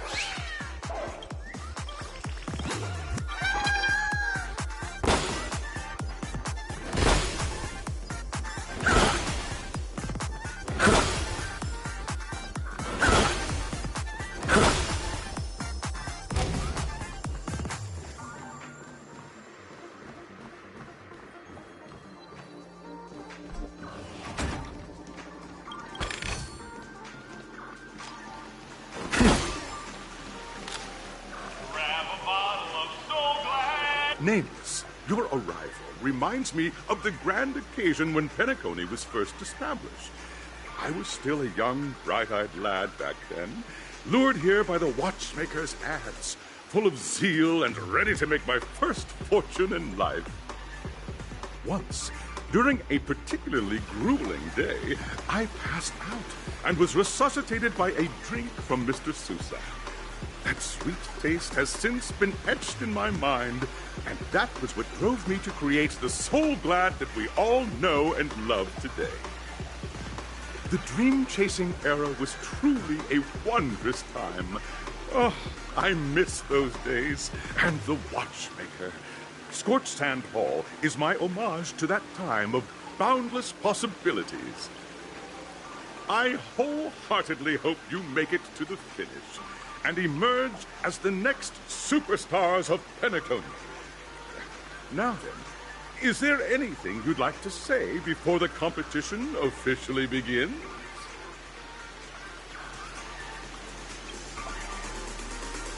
Ha ha! That's the trailblazing spirit. How about you, Miss March? Hello, everyone! Next up, get ready for the Mega March 7th Adventure, where I'm going to break the speedrun world record! Trailblazing into the uncharted and challenging the limits. That's Miss March 7th for you. How about Miss Firefly? I hope that by the end of this journey, everyone will have achieved the outcome that they hoped for. Ah, a wonderful wish! Miss Himiko, what are you expecting from your team? Safety first, everyone. Simple words, but full of warmth. Waiting for you are 3 stages, each connected to that era. The first 2 stages offer 2 distinct paths to choose from, with unique challenges on each route. And in the last stage, you will face off against a champion who has defended the title to this very day. A beloved contender whose noble virtues are unrivaled. Those are the rules. Simple. Everyone clear? Now, I hereby announce that the 33rd Scorched Sand Festival of the 20th season, sponsored by Soul Glad Enterprises, has started.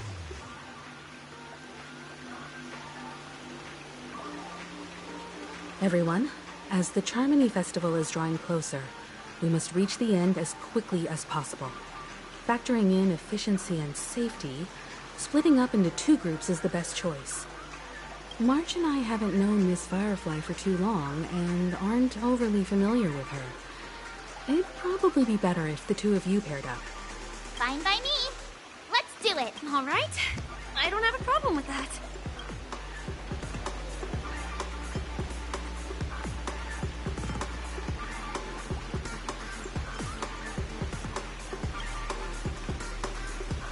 Time's ticking.